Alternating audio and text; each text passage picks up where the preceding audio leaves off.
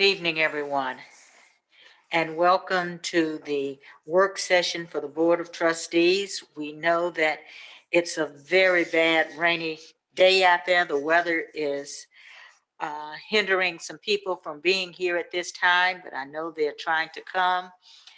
And we thank those who were able to get here with all of the bad weather that we're having. So we appreciate your presence. This meeting is officially called to order on Thursday, June 3rd. The time is now 6:05 p.m. Board trustees present: Deborah Jensen, Justine Durant, Jana Gonzalez, Donald Davis, and myself, Rhonda Newhouse. I would like to ask everyone to turn off or silence their cell phones or any electronic devices at this time. Thank you. The first order of business tonight is a review of the minutes from previous meetings. Does any trustee have any changes or corrections to the minutes of the May 6, 2021 board work session or the May 11, 2021 regular meeting? Hearing none, these items will be submitted as a part of the consent agenda at the June 8th, 2021 Board of Trustees regular meeting. We will now hear from our superintendent of schools, Dr. Rodney Watson. Thank you, President Newhouse. Good evening, everyone, board trustees and staff members and guests in the audience and online. We have a full agenda tonight. As we know, we're getting ready for graduation tomorrow, starting tomorrow morning, and we'll be going all weekend. And so we'll be, of course, monitoring the weather. We see that we're going to have some rain celebrations on us this weekend. And so we have, just a point of reminder, we have provided opportunities for families to view at home, should they choose through live, as well as we have a virtual graduation this weekend that we provided for our families as well, just in case they could not do either of the events. And so we hope that they enjoy that as they celebrate their kids' graduation. And I have several announcements that I'll hold the rest of them until Tuesday. This does conclude my updates for this evening. Oh, I did have one other one. We did know in the Texas legislature that the virtual school bill did not pass. And so because that didn't pass legislature, a lot of the districts who were planning to have that are having to regroup and think of alternate options. Please remember, we have had our virtual school program for over 10 years. And so we are going to continue to have that program. Dr. Hinojosa and I talked briefly today about how we're going to regroup and revamp. If you remember, you all did pass a waiver this year for grades 3 through 8. And so we're going to be waiting until that waiver application comes out again for the same waiver that for the program that we've always had. And so we'll continue to update you and our families as more information is known, but I didn't want to put on the record tonight. So if any families are on that were waiting, that bill did not pass legislation. It went back and forth and it looked really, really good up until the very last minute and the time ran out. And so we did not get that bill passed. That does conclude my announcements. Thank you for that information. Our next item is agenda participation. This item allows members of the public an opportunity to speak on agenda items before these items are considered by the board. Mr. Binkley, do we have anyone registered to speak under agenda participation? No, Madam President, we do not. Okay, thank you. So we will continue. Our next item, I'd like to recognize our Chief of Innovation and Equity, Dr. Lupita Hinojosa.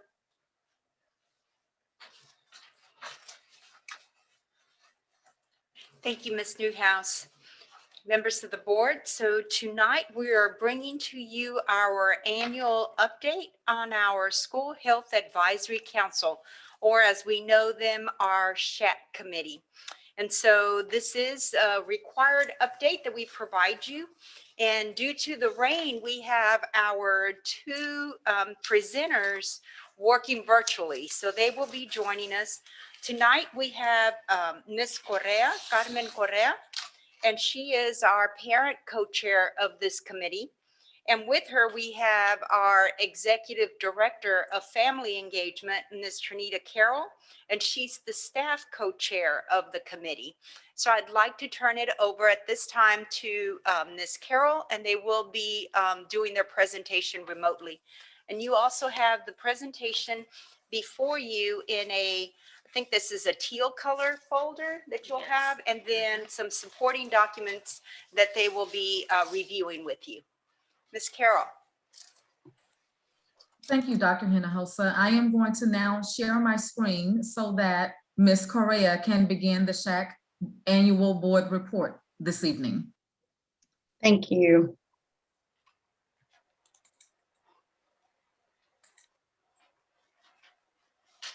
Can you see my screen?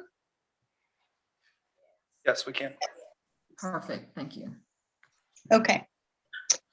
Good evening, President Newhouse, Dr. Watson, and members of the board. We'd like to thank you for giving us this opportunity to present the School Health Advisory Council annual report to the Board of Trustees for the 2020-2021 school year. As you can see in our mission statement and goal, the purpose of SHAC is to ensure that the district's school health programs and policies reflect local community values in the areas of health and wellness for both students and employees. This is summarized through the annual report. So as part of our board annual report tonight, we would like to share with you a few key accomplishments for the 2020-2021 school year. We'd like to begin with the creation of our SHAC Parent Resource Guide. And this is a resource guide that addresses all of the modules in the WISC model. And of course, that is our framework for addressing health in our schools. You should see in your packet our Parent Resource Guide. If you wouldn't mind just taking a few minutes to pull the resource guide from your folder so that you can view it along with us. And as you peruse the pages, you'll see that we took the 10 components that SHAC is required to address in relating school health. We took each of those components and we created as an entire committee or as an entire council, practical tips that parents can use to support their kids at home. So as you go through the page, you'll see highlighted or in bold the actual component, and then underneath that in italics, you'll see a very parent-friendly explanation of that component, and then you'll see bullet points of very intentional strategies, again, that those parents can work with their kids at home. This is something that we think will help address student wellness with our families. And I see Ms. Correa has the guide up on the screen for all of our virtual viewers. However, she's the only person that's on my screen here. And so I also, as members of the board, can see our resource guide. And you will also notice the resource guide is printed in English and in Spanish.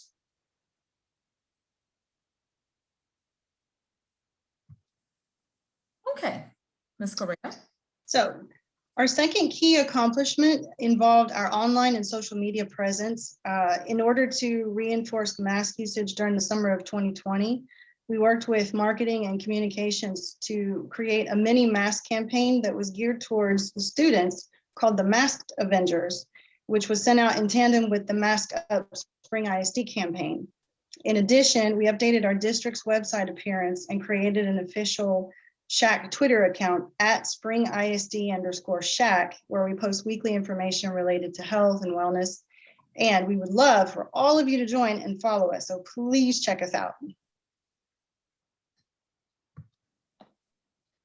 Another key item that was very important to our council this year was to really collaborate with other departments in the district. And so this year, we worked very closely with the Family Engagement Department to host various events and activities for our families related to student health and school health.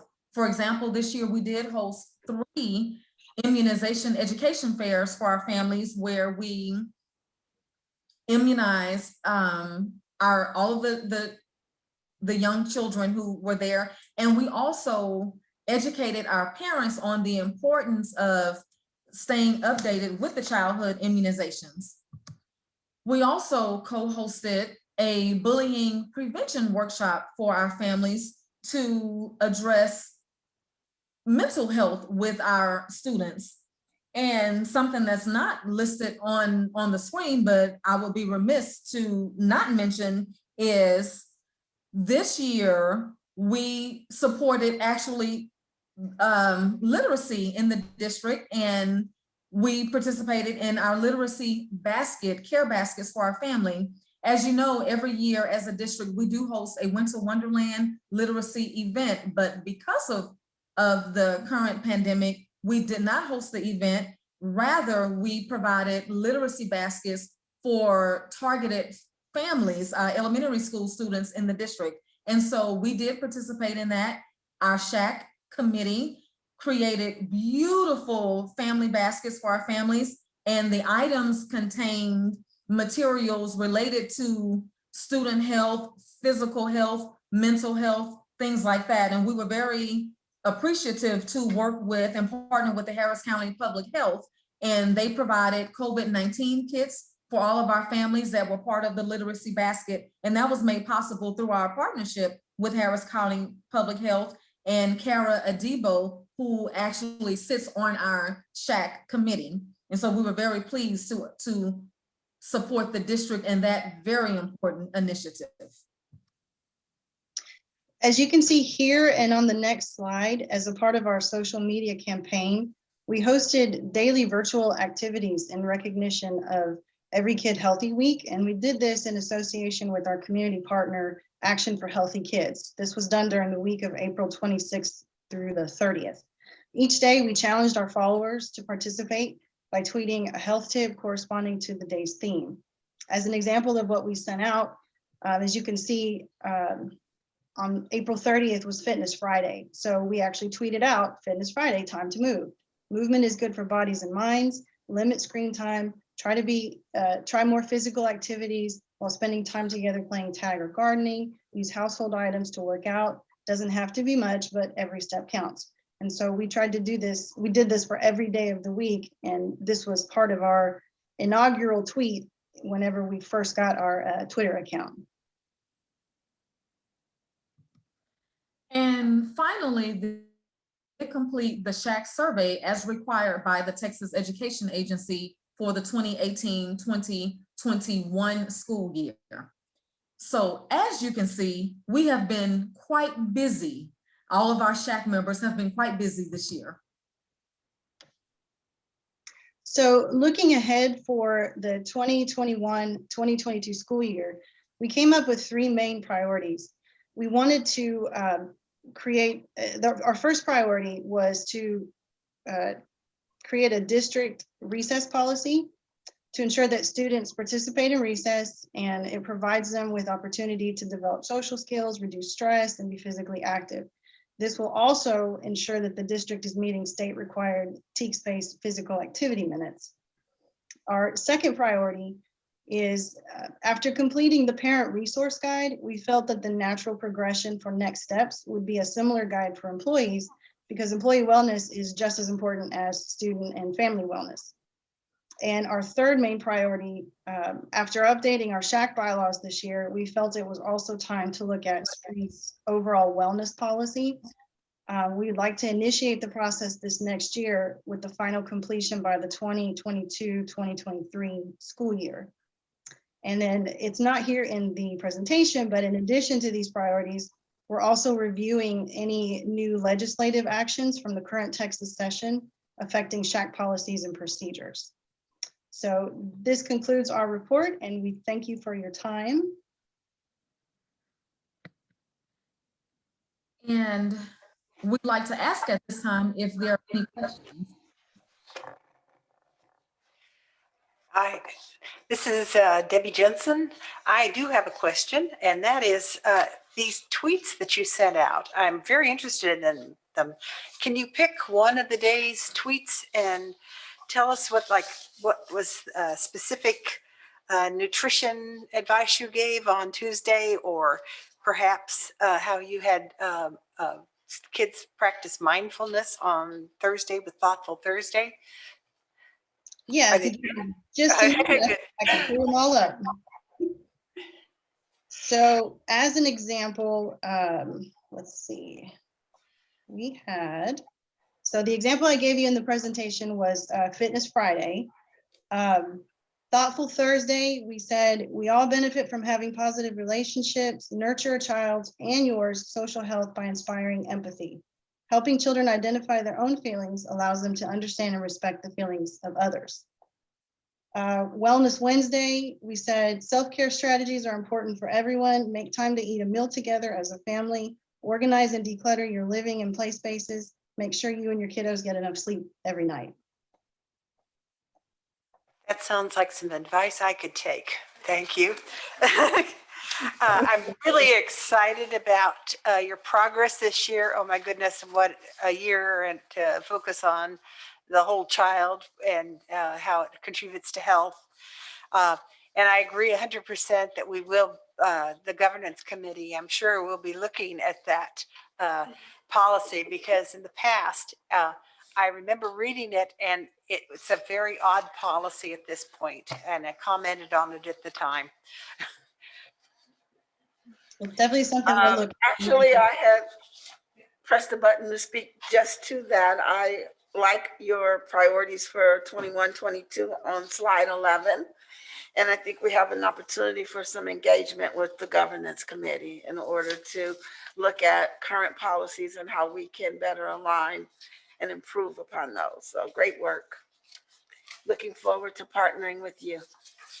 Thank you. Thank you. And to add to that, the state does not require us as a district to update the wellness policy until the 22-23 school year. We want to get a jump start on it next year so that at the start of 22-23, we'll be ready to lay it out. But we certainly plan on, under Dr. Hinojosa's leadership, collaborating with everyone as needed. And certainly we look forward to that.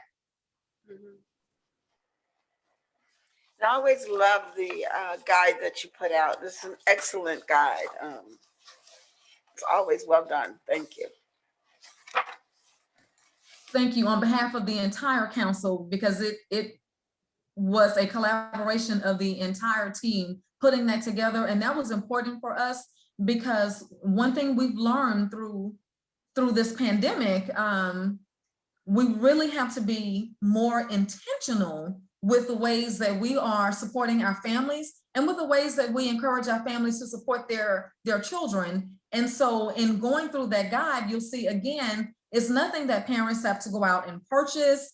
It's just ways, and there may also be things that the parents are already doing. The key is being very intentional and very mindful of how we're connecting with our kids. And that's very important to us. And so we do hope that you have the opportunity to really peruse the guide and see some of our specific activities or suggestions, recommendations that we have for our families. I really like the ones that we have under employee wellness, because I really believe learning happens in the classroom between the student, the teacher, and it takes that parental engagement. And you encourage them to establish a positive relationship with their child's teacher, recognize Teacher Appreciation Week, just some really thoughtful, like you said, intentional steps for them to follow. Absolutely, we appreciate that feedback. And with employee wellness, we do tend to forget, as a SHAC council, it is school health, and part of our strong partnership, is all of our stakeholders, our teachers, all of our employees, our families, our students. And so we want to be sure, even though it's employee wellness, that we provide parents with those tips on how to strengthen those relationships.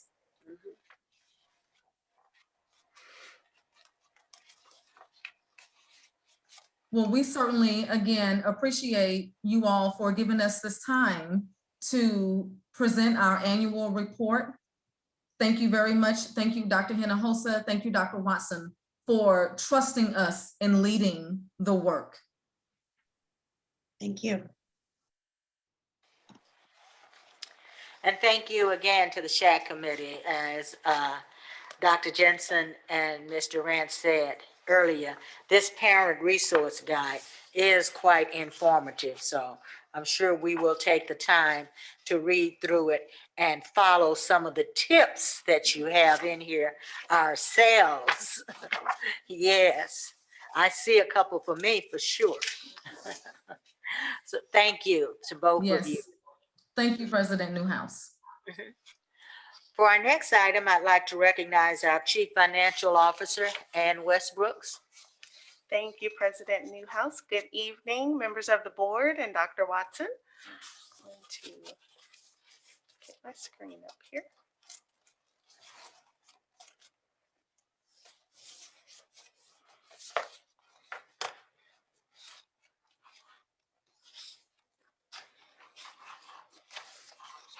Okay, so bear with me this evening because we will hear lots and lots of numbers. We're going to look backwards, forwards, and sideways as it comes down to our budget and what's happening with our finances.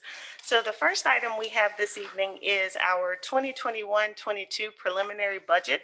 And you all have a copy of the presentation in your pink folders at your seats. So we've been following quite a few bills throughout the entire legislative session, which ended on May 31st. And so the only bill that was left notable at this point at the end of the session was House Bill 1525, which is the one that we've been referring to as the cleanup bill for House Bill 3. And so there are a few items here that I wanted to make sure to share with you all this evening and start that conversation. And so the first thing, which is something that we hadn't discussed as part of this bill, but was a part of the final bill, and that is it is restoring the gifted and talented weighted funding allotment. And so prior to House Bill 3, there was a funding allotment that had a weight of 0.12 under the old law for our students that were coded as gifted and talented. This new law will bring it back, but at a lower amount. So the weight on those students would be a 0.07 funding. And so we've continued to keep our gifted and talented expenditures separated. We've been tracking them and ensuring that we've been spending at a minimum the amount that was allotted to the school district under the old law. So this now just has some additional funding that's back on top of the basic allotment for the gifted and talented. It's still subject to that 5% cap on average daily attendance.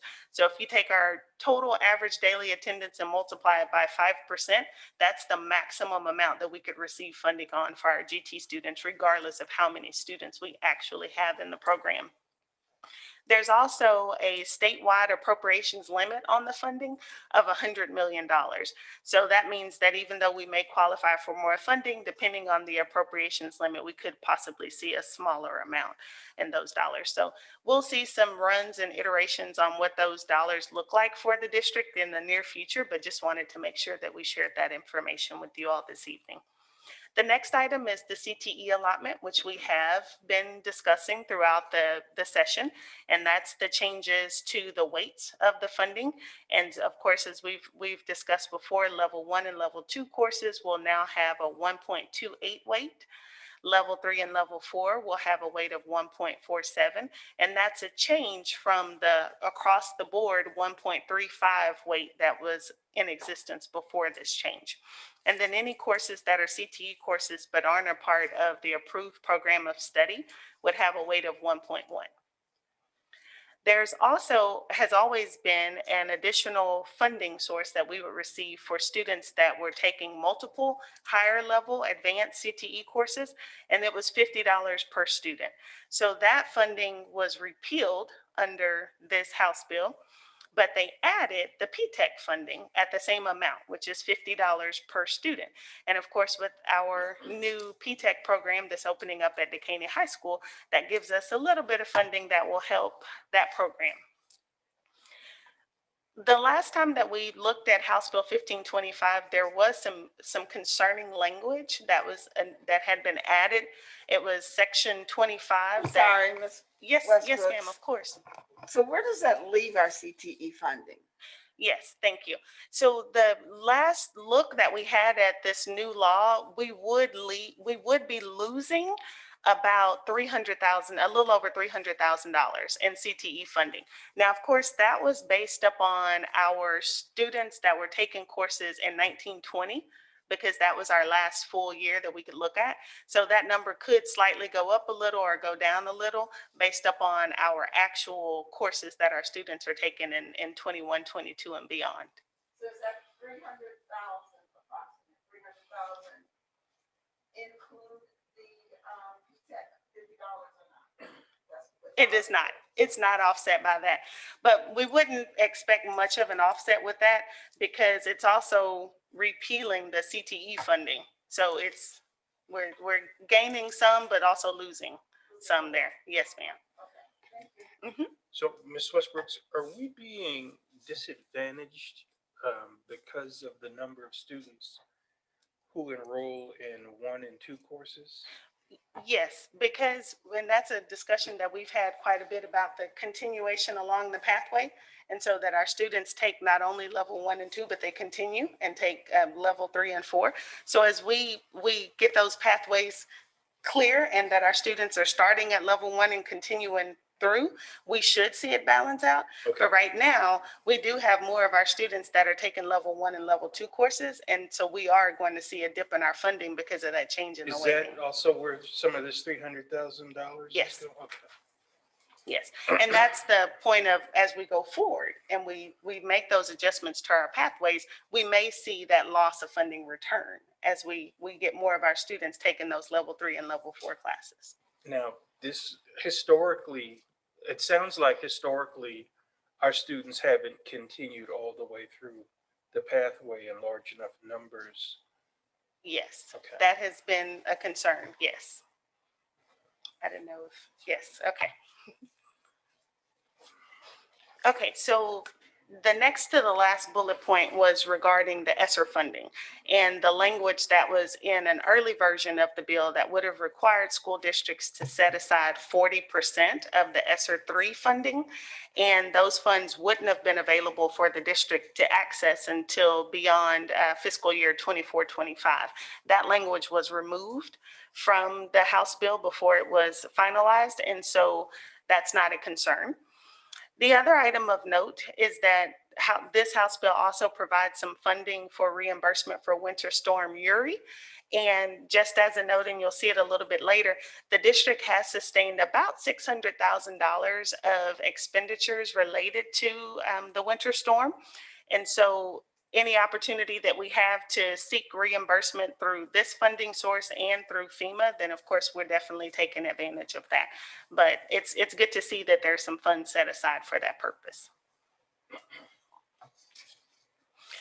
Okay, so as we get into the proposed budget, this looks different than the last time that you have seen it. So I want to start from the top and kind of walk through the numbers so that we can have a discussion about the preliminary budget that's being proposed to you this evening, because of course our next step is posting the budget and preparing for the adoption that is coming very quickly on June 22nd.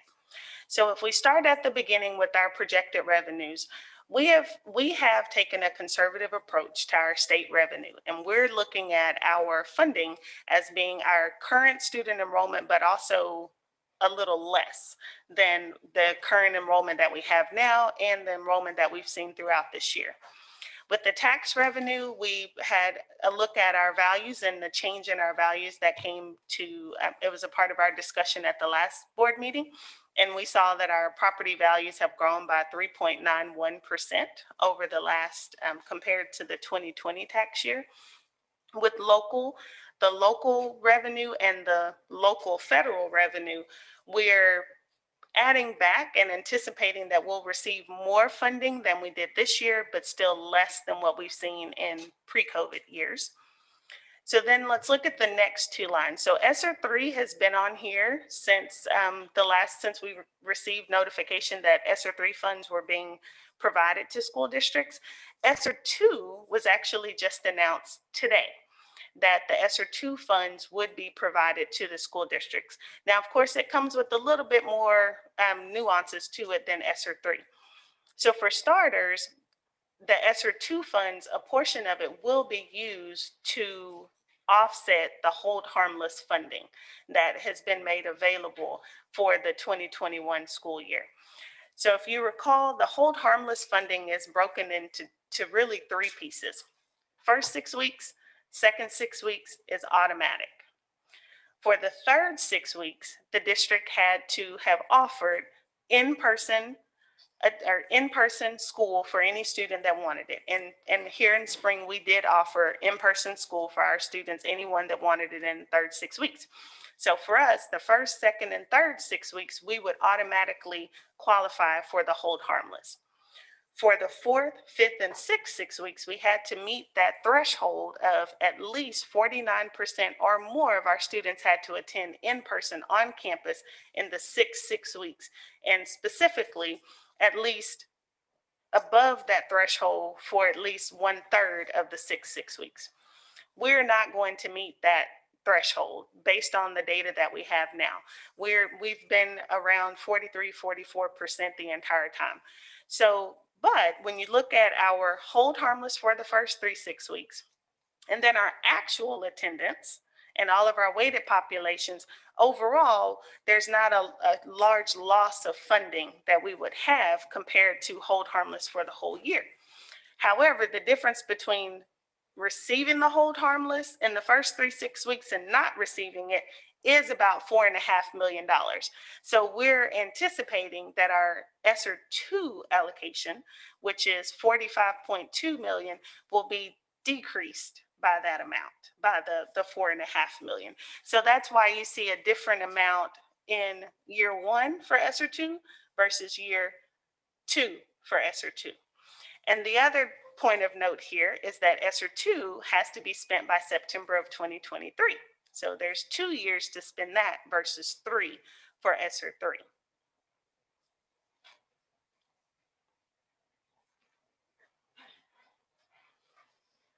Okay. Is that 42, 43%? That's the average? Correct, what we've been averaging. Can we get that by, not now, but later, by elementary, middle, and high school? Yes, ma'am. What percentage of students are attending on campus? Yeah. Yes, ma'am.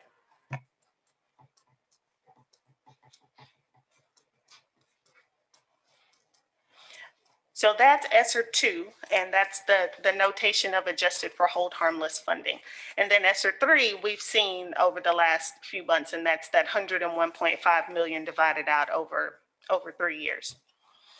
For the baseline expenditures, that's our estimated payroll based upon our current staffing guidelines, and then non-payroll based upon for the campuses, it's based upon projected student enrollment, and for departments, it's 95% of their 2021 budget. So our estimated change in fund balance would just baseline in the current year revenues for general fund, because the budget that the board will be taking action on June 22nd is just that first column, the general fund column. But we're showing the ESSER 2 and ESSER 3 because it all is going to work together over the next few years. So when we get to the additional items for consideration, here's where the change is compared to what we shared with the board at the last meeting. And so as we all recall, last year when we were working on the 2021 budget, we did a study with TASB and moved forward, even though COVID was staring us in the face. The board was committed to ensuring that we kept our salaries competitive, and we moved forward with that 2.5% increase based upon the control point, and created some equity adjustments as well. And also are continuing that engagement with TASB going forward to ensure that our salaries remain competitive. And so this evening, we're actually proposing something different than the recommendation that originally came to the board last month.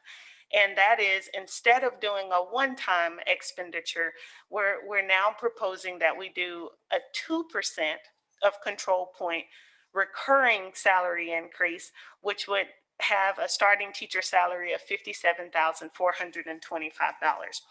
And the reason for making this change is because we're needing to remain competitive, especially given the time right now and the work that's necessary in order to get our students where our students need to be with learning loss, et cetera, and the need and the dire need to continue to hire highly effective teachers.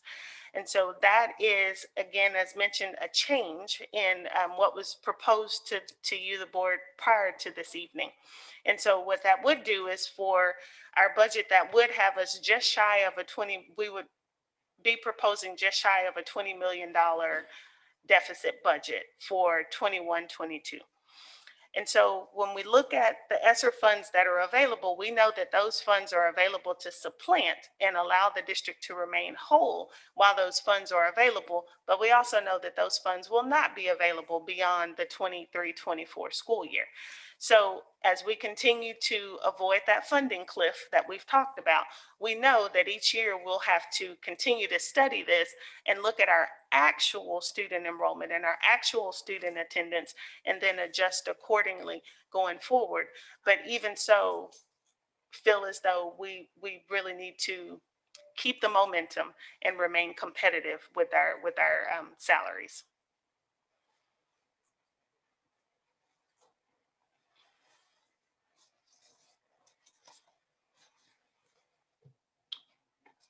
So I just want to be sure I understand the shift here, because my impression was that we didn't want to do the permanent increase because of the funding cliff that was approaching in 3 years. And so now we're not as worried about that because of the ESSER II funding? I wouldn't say that we're not as worried about it. We're still worried about it. For us not to do it, we will not remain competitive. Mhm. And as we look at all of the work that you all have put in over the years to get competitive, and remember this time last year, you had to give a lot more because we had fallen so far behind. Mhm. As other districts continue to give raises and we don't, it's going to make us less competitive. And to what Dr. Ann said, we will not, will be very difficult this time next year to make it up. Now, we know that we did give raises last year when some districts didn't, but we were so far behind, it didn't bring us up. I think one of the slides we showed you all in the last meeting, it didn't bring us all the way up to the top. And so again, we're really looking at the future. It's really going to be based upon kids coming back next year and the following year. And if we can get the kids back that were here, that was projected, then the deficit that you see there won't be as great. And so that's what the focus has to be. And so the shift is specifically around, we're in a situation where all the districts across the country, but especially in Texas, are trying to find teachers. And if we don't, and other districts are paying more, that's going to make it even that much more difficult for us to do the hard and heavy lift that we've got to do for next year. And I think it's really critical for us to stay competitive. I really would like to know where this 57.4 puts us. Also, I want to just reflect a little bit with my colleagues. I think it was just 5 years ago when we were at the top. We were like the top in Region 4, offering and we dropped quick when others increased. And then we had a House bill that didn't help, but we failed quickly. And so then we scrambled to come back up. And so even though this puts us, to me, at a little bit of a risk, or maybe a little closer to that cliff, I don't think we'll fall off of. I don't think Ms. Westbrooks will let us do that.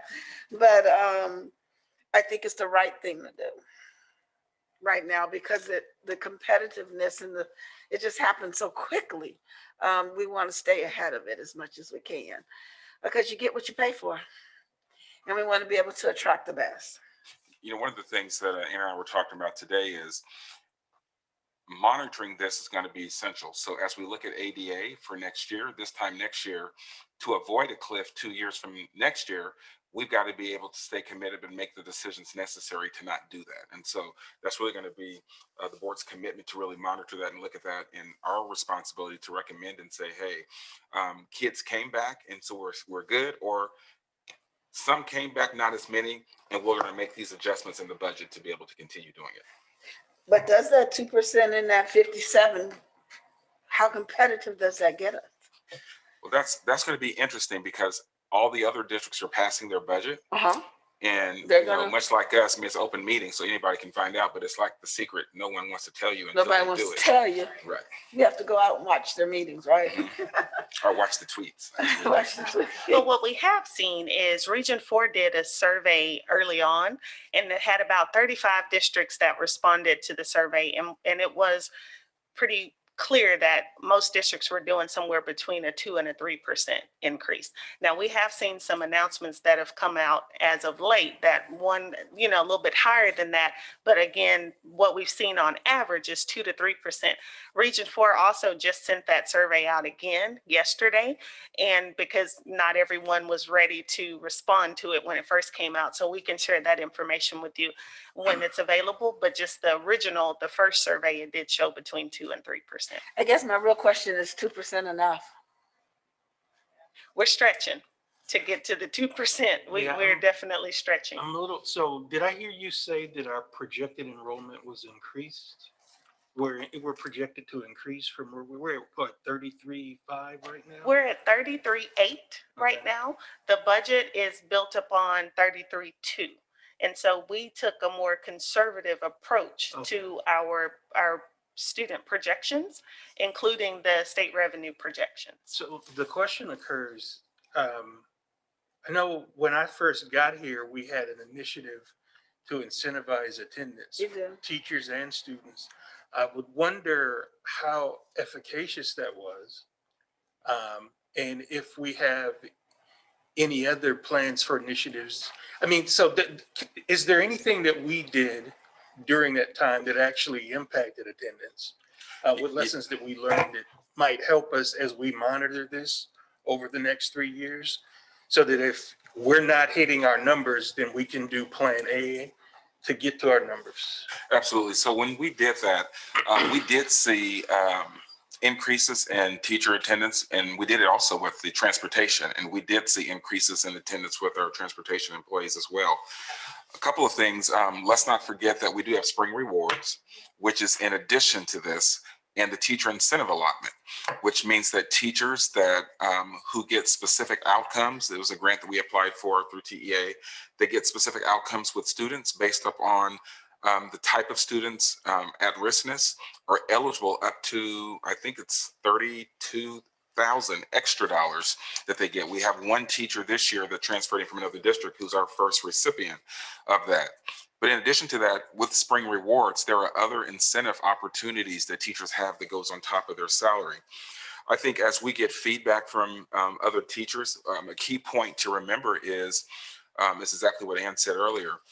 Last year, we gave about a 2.5 from the midpoint when the majority of the districts didn't do anything during COVID.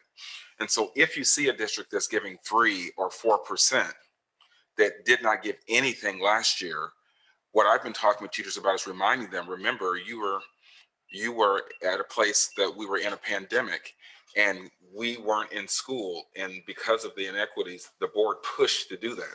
So I've been adding what we did last year when the majority of the districts did nothing, plus what the proposed is, and that is at or above what other districts have done. And so we have to remember that it's just not a one-time story. The story is continuous to help people really understand the work that you all did last year.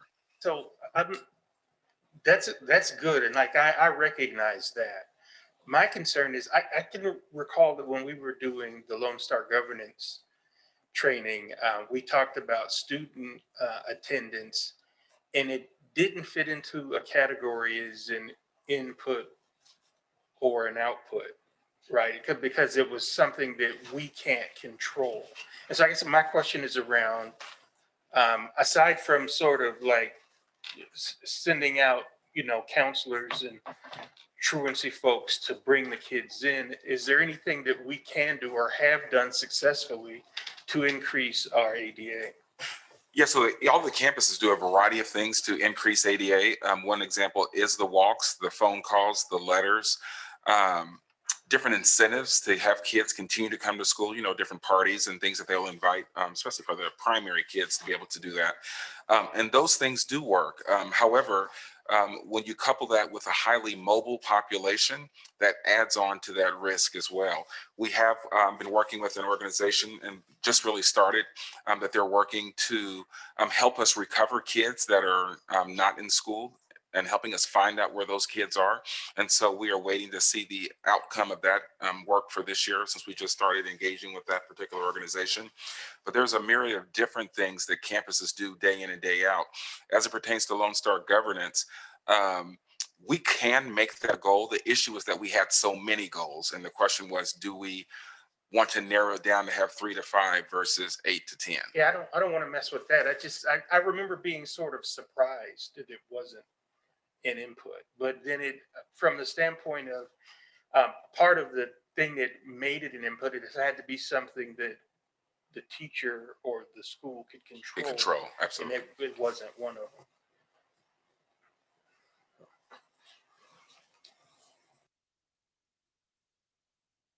And Ms. Duran, I really appreciate that you made the comment about the funding, because that was a critical piece in what Spring could offer as far as our competitive salary versus some surrounding districts.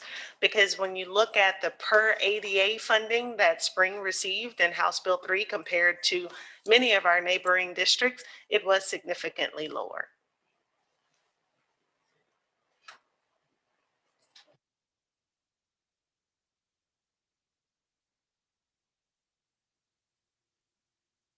Unfortunately, that hasn't been cleaned up with our legislators either, so we'll continue to fight that fight. So this would be the last time that we would bring the budget to the board prior to the public hearing. And so if you as the board are giving us the nod to move forward with this preliminary budget, our next steps would be to start, this is the macro version, we'll have to start finishing up the micro version of it, and we'll have it posted as we're required to 10 days prior to the hearing. We'll get it on the website by June 12th, and then we would come forward with it as a public hearing on June 22nd. Is HR experiencing difficulty now in hiring? Yes, Julie's online, absolutely. And every HR department around the state and the country is. We've had a record number of teachers retire due to COVID. We've had a record number of teachers resign due to COVID.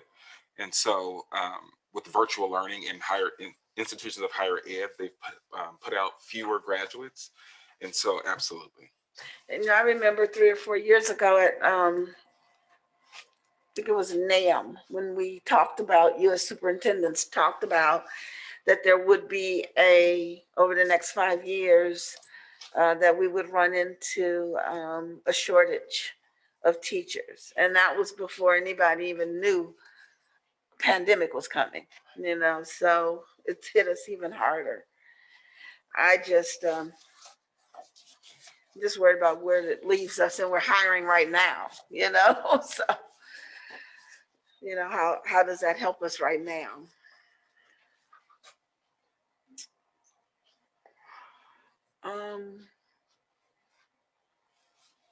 I did have one other question, and that may be in another conversation, so tell me if I'm taking you off track. But there were some recommendations in the equity audit to make some changes in staffing. We had an opportunity to look at that. As far as equity adjustments within the compensation plan?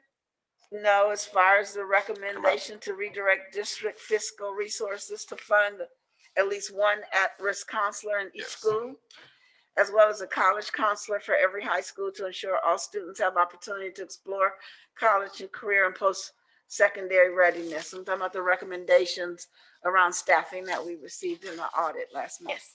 Yes, go ahead, Ann. I'll jump in. Okay. So one of the recommendations that was brought forward by the board was communities in school. And so we have begun the work for that. And I don't know if Dr. H has information she'd like to share this evening, but that work has happened. And so a lot of that you'll see as part of the recovery plan that we'll bring forward at the end of the month. Yes, ma'am. So I had a feeling it was separate from this. I just want to make sure we keep line of sight that there was some things that were recommended that I think is critical if we're going to recover the academic slide we're going to be facing. Absolutely, you're right on point. I'll mention this because it is still budget related. So to your point, we are working on our recovery plan, and the budget would have those extra positions in it that we talked about, and that was also recommended in the equity study. And so part of what the state requires when we're creating that plan is that we have to have stakeholder feedback. And so there was a smaller group that developed it. Developed a shell of it. We brought it to you all to get feedback. We've taken it to our ministers, taken it to our teachers. Our students met on it last week or the week before and actually gave us probably the best feedback. We took it to our parent meeting of about 102 parents. They gave us feedback last week. And so right now that plan is being operationalized by our assistant superintendents of schools working with more principals. And then we're going to bring it back at the end of the month to get that comprehensive feedback. So it's not just us doing it, it's everyone else. Are we precluded from using ESSER funding to staff those positions? No, we can That use is it. what we're That's what it's supposed to be, planning yes. to use. Yes, sir. Okay. I just don't want to finalize the rest of the without that. Okay.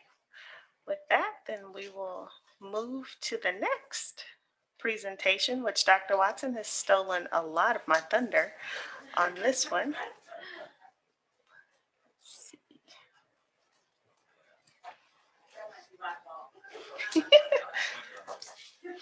Okay, what? Not seeing. So, sure.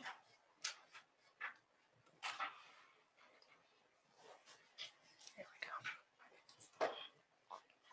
Okay, so our next item here is the ESSER 3 application.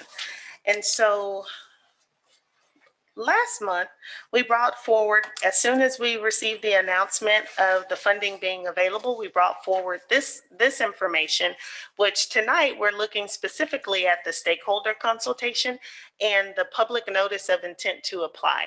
So this agenda item is specifically created to address the public notice of intent to apply, because we definitely will be applying for the ESSER 3 and the ESSER 2 funding. And so to Dr. Watson's notation that he said earlier, and I'm sorry, you have a copy of this in your maroon folders. We have definitely been moving forward with receiving all of the stakeholder consultation. And you can see here the meetings that have already occurred.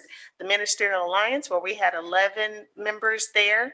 The Parent Advisory Committee, the PAC, where we had over 120, actually closer to 130 individuals that were a part of that. And I think all of our favorite thus far is the Student Advisory Group, where they were very, very informative and gave us lots of feedback. And we had 17 of our students that were a part of that.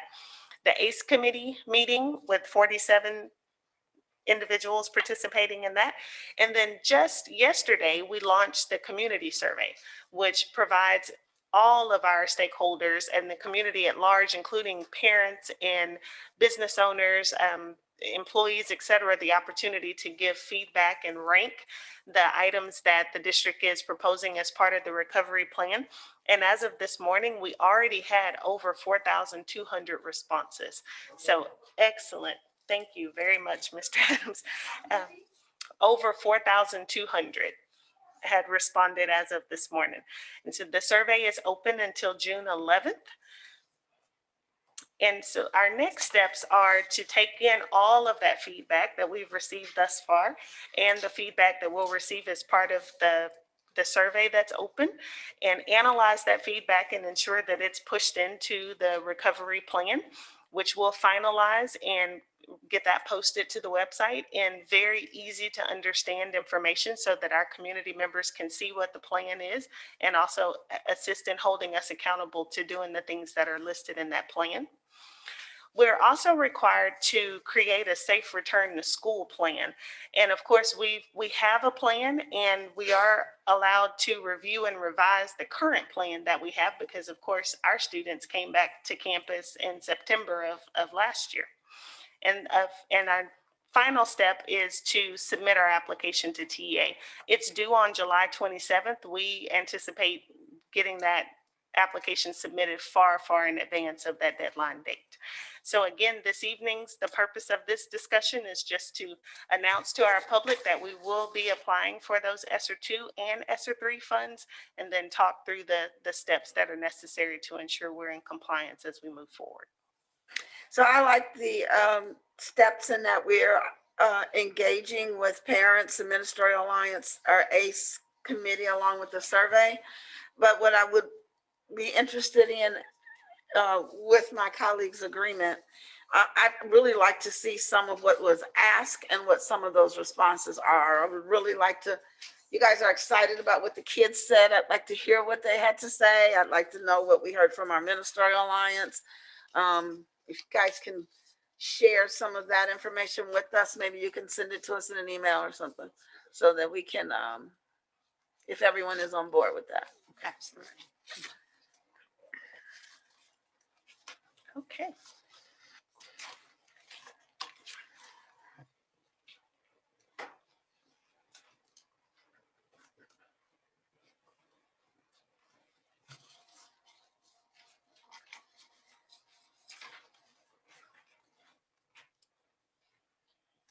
I'm going to preference that last question with, that could be part of your plan with the first step for July. So. We have the raw data comments. We separated it when Dr. Hinojosa was having the team do it. We separated it by group, and so there's nothing wrong with you all seeing them. I think it'd be great for you to see their raw comments, and you can see the themes of that evident in the final plan. So that's perfect. The themes are what I'm looking for. That would be great. Absolutely.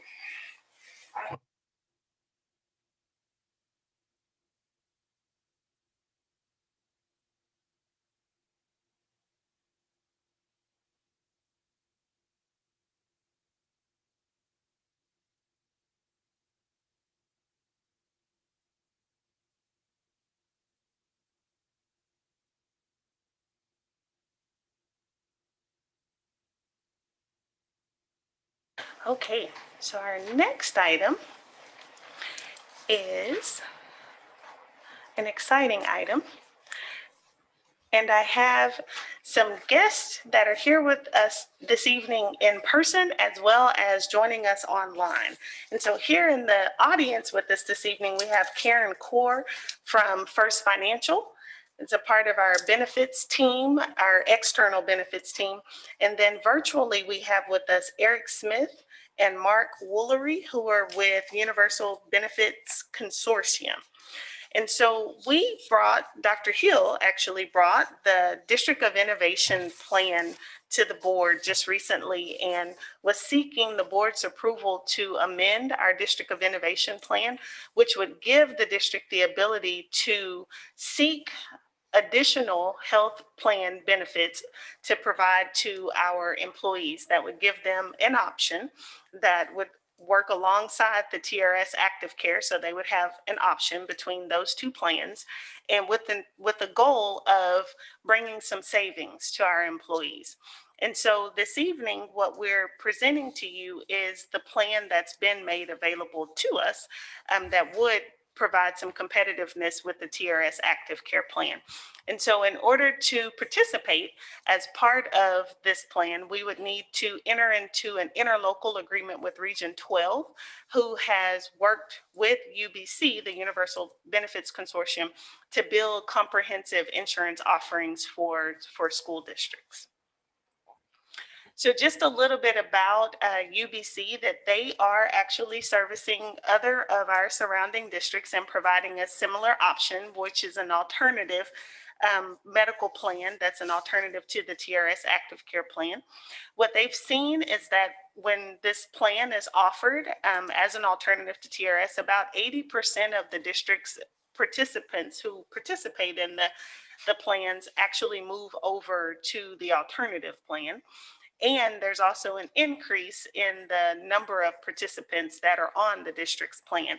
And so I also want to make sure to put a little asterisk there, because an increase in participants is also an increased cost, because that means the district would be contributing more to our employees. More employees would be on the plan, which would have an additional cost. And so the last item is definitely of note, and that's the fact that the plans are possibly saving anywhere from 10 to 12% for our employees on the premiums, and 20 to 25% for our employees for their prescription drug cost.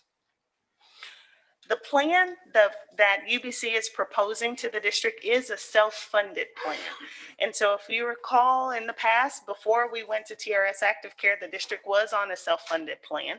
And so of course, as premiums go up and costs go up and all of that, there's always some risk with the self-funded plan. But we feel as though some of those risks have been mitigated throughout this proposal. And we've talked quite a bit with UBC about the fact that it's, it's not 100%. There's still risk involved with the cost going up, but we think a lot of that has been worked out in the plan. So in order to analyze the district's plan and the district's performance as far as it goes with premiums and claims, we needed to get some data from TRS related to how our district's premiums are compared to the claims that our employees that are on the plan have. So they provided 4 years of data from 2017 to 2020. And so you see in the first column there, those are the premiums that our employees plus the district's contribution were paid into the plan. And then the next column is the PPO plan incurred claims. So that's the money paid in versus money that was paid out in claims. And so you can see that the premium, in just looking at year 2017, the premium compared to the claims, there was a surplus of $1.5 million. In 2018, there was a surplus of 2.3 million. 2019, 3 million, and 2020, 3.9 million. So all in, over the last 4 years, the district's premiums that have been paid into the TRS Active Care Plan are actually about $10 million more than the claims that have been paid out. And I realize I said that the exact opposite of the bullet point, but the point is still the same. And so all in all, that means that there's been a surplus comparing our premiums paid in versus the claims that have been paid out. And so then you see here some other points of note related to just the operations of the district's plan at TRS Active Care. So we've paid our premiums, the claims have been paid out. Of course, none of this 10 million comes back to the district, but that's just how the plan has operated. So the plan that is being proposed we've got the two side by side. And so here's a point of memory that I wanted to give the board. We have 3 different levels of contributions, and that was a part of our 2015-2016 budget, where you as the board committed to contributing more to the health plan of our employees that make less than employees. So we have it broken down into employees that make less than 25,000, employees that make between 25,000 and 50,000, and then employees that make over 50,000. So what you're seeing here is a comparison of the cost of this proposed self-funded plan compared to the current approved today TRS Active Care rates. So on the left-hand side, you see UBC, the high deductible plan, which over half of our employees are on the high deductible plan. It is the least expensive plan as far as the premium goes, but can be a little pricey when it gets to the actual cost of care because there's a high deductible. So on the left is the proposed plan for our employees that earn less than $25,000 on the high deductible plan compared to the current updated rates for next year for TRS Active Care for that same high deductible plan. So as an employee, when they are going in to do their enrollment for next year's benefits, they will see 6 options. There would be 3 UBC plans and 3 TRS active care plans. And the plans are matched up. So for UBC, there's a high deductible, and TRS, there's a high deductible. For UBC, there's the basic plan, which is comparable to TRS's primary plan. And then for UBC, there's the enhanced plan, which is comparable to the TRS Active Care Primary Plus plan. So the plans mirror each other, and the coverage that the employees would receive are very comparable to one another. So for example, if a procedure is covered under TRS Active Care, that procedure is going to be covered the same under the UBC plan. And so this plan would be through Aetna, because we had 2 options between Aetna and Cigna, and Aetna has some savings that would be pushed to our employees. So we chose the Aetna plan because there's even more savings. And so here is just showing that variance between this one plan as an example, but you all have in your folders the comparison of each one of the plans listed here. And so a couple of things that's very important to point out, if you're looking at the plan comparison sheet, is the first bullet point that's listed there. And it says free access to the Health and Wellness Center. So the cost that's built into this UBC plan includes 2 district clinics inside, not necessarily in the district's facilities, but within the boundaries of the Spring ISD district, which employees who are on the UBC plan would be able to go to this clinic free of charge. And so they would be able to see a primary care physician there, but also, very critical to note, they would also have access to mental health care services there free of charge as well. So they would have a mental health professional on staff and available for our employees as well. And that cost is built into the premiums of the plan. So as you can see, what's on the screen, as well as what you have in front of you with the plan comparison, there's an opportunity for our employees to save a significant amount of funds if they so choose to use the UBC plan.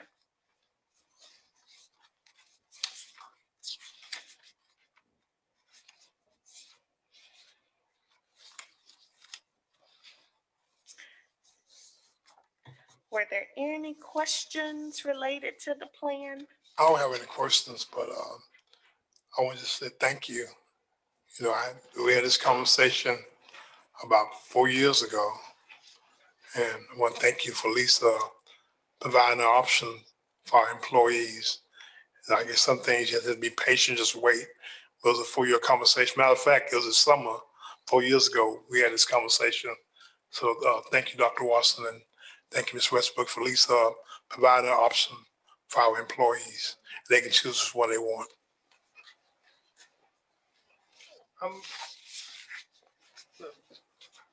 What's the catch?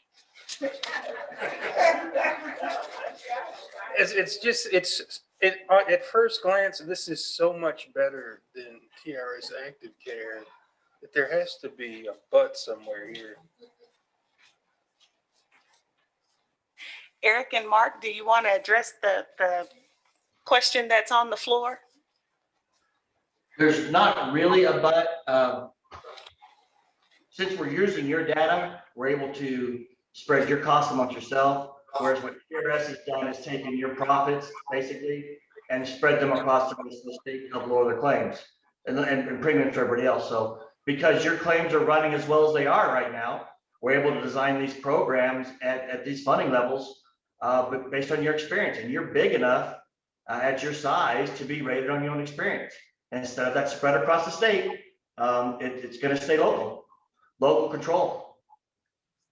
So I guess I'm confused because I never understood why we weren't doing this in the first place. Like using our buying power to negotiate the best deal. So were we prevented by statute from doing that? I mean, what was? Yes, sir. Okay. Because once you're on the TRS Active Care Plan, you can't come off of it under current law. However, through the District of Innovation, you're able to add an alternative plan in addition to the TRS Active Care Plan. And so that really is the value of this with our District of Innovation. And based upon you all's feedback and comments, Dr. Hill caught that and used our District of Innovation to be able to do this. We all were kind of wondering at one time, okay, where we're going to do this, and then to actually see the reality of it, it was definitely worth it. All right. Well, yeah, great work.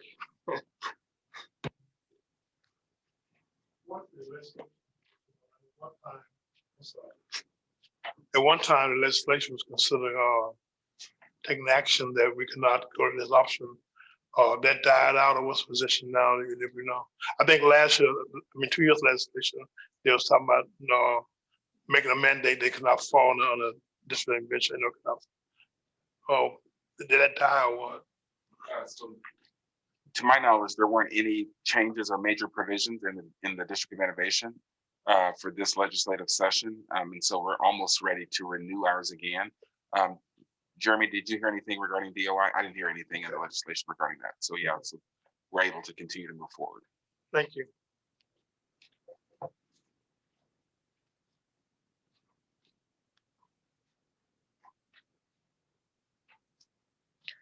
Okay, if there are no further questions on that, then I will move to the next item, which is a public hearing. And we have talked continuously throughout this last year about the COVID-19 pandemic and the impact that it has had on our district and the world at large. And so it's completely undisputed that the district's response to the COVID-19 pandemic and the prevention and mitigation strategies that have been required in order to address the unforeseen and unprecedented additional responsibilities and duties that have been put upon our staff in order to provide a safe instructional environment while still facilitating excellent learning opportunities for our students. And these responsibilities and duties are far above and beyond the traditional levels of duties that our staff have had. So in recognition of these unprecedented and unforeseen additional responsibilities, the district is here this evening asking the Board of Trustees for an approval to make a one-time incentive retention payment to all full-time eligible employees in the amount of $1,000 and all half-time benefit eligible, and that's benefit eligible for both full-time and part-time half-time employees. And for half-time employees, the amount would be $500.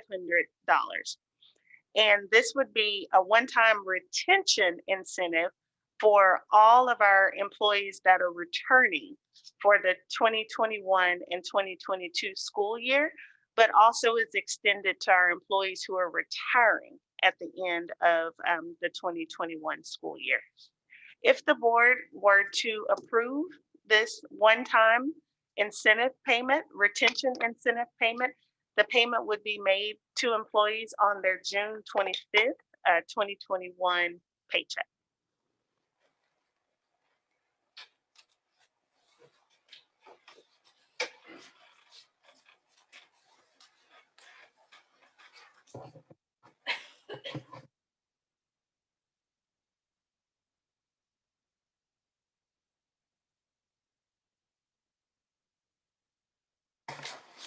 When we say retention, we're talking after contracts are signed.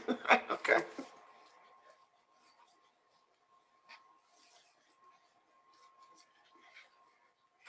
Well, I think it's a wonderful idea. Yeah. I have a daughter who's a teacher in another school district, and I've talked to Spring ISD teachers, and it is just phenomenal what they have faced and how they have proceeded in the face of absolutely historic challenges in education. The other thing is I have a grandson who's virtual, and I get to hear sometimes teachers teaching the class. And I think must be like juggling, and I don't juggle, but they are calling on students at home as well as in their classroom, and still meeting the standards and getting the work in. It's just amazing. I got to see a concert at Do It Middle School this week, and the director, Robert Munoz, he had to teach first year orchestra, first year band students virtually who'd never held an instrument. Can you imagine doing that over a Zoom call? And I was sitting there in this beautiful evening at Do It Middle School, hearing kids who could actually now play their instrument and were ready to get to the next level.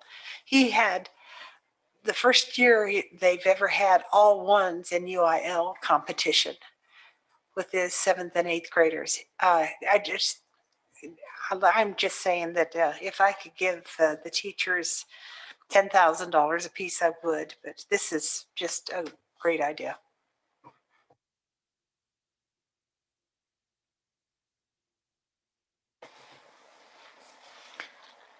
I think we discussed this earlier, and most of us were in agreement that this was very acceptable, and we were very appreciative and very happy to be able to do this for our employees. So with that, any other comments?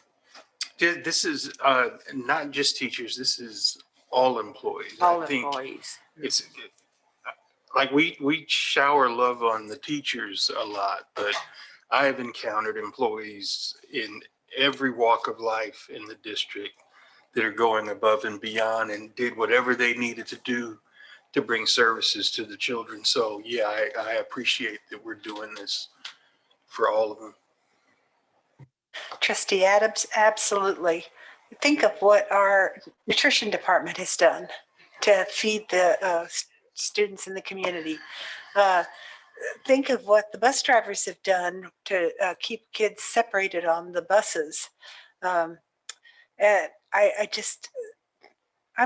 the police officers. And not to mention our custodians who have Yes, had to absolutely. keep us sanitized. Oh, they have huge amounts of extra work sanitizing buildings, especially after someone has been diagnosed or come up positive with COVID.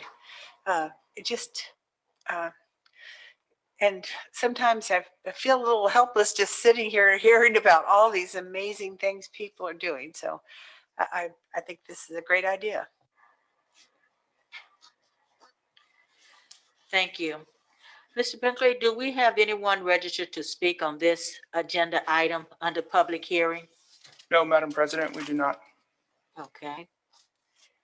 Since there are no identified speakers, we're going to continue.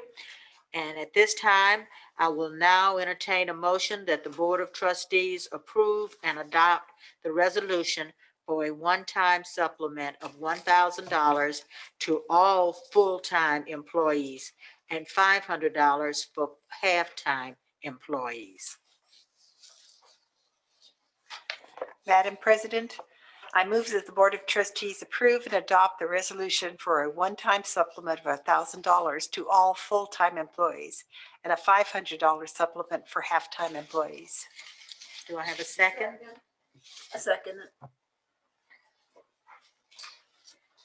Before we vote, I'd like to put on the record that Winfred Adams has joined us for meeting. He came in at 6:19. And Kelly Hodges has also joined us at 6:49 p.m. this evening, so they will be voting with us as well. So it has been moved by Deborah Jensen, seconded by Justine Durant, that the Board of Trustees approve and adopt the resolution for a one-time supplement of $1,000 to all full-time employees and $500 for half-time employees. Is there any other discussion? All those in favor, please raise your right hand. The motion carries unanimously. Thank you. Thank you, Ms. Westbrooks. For our next item, I'd like to recognize our internal auditor, Patricia Rios.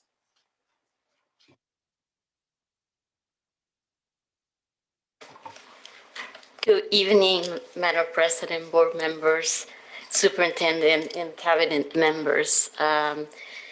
As always, it's a pleasure to present to you our year-end progress report, and it's going to be on page 35 in your packet.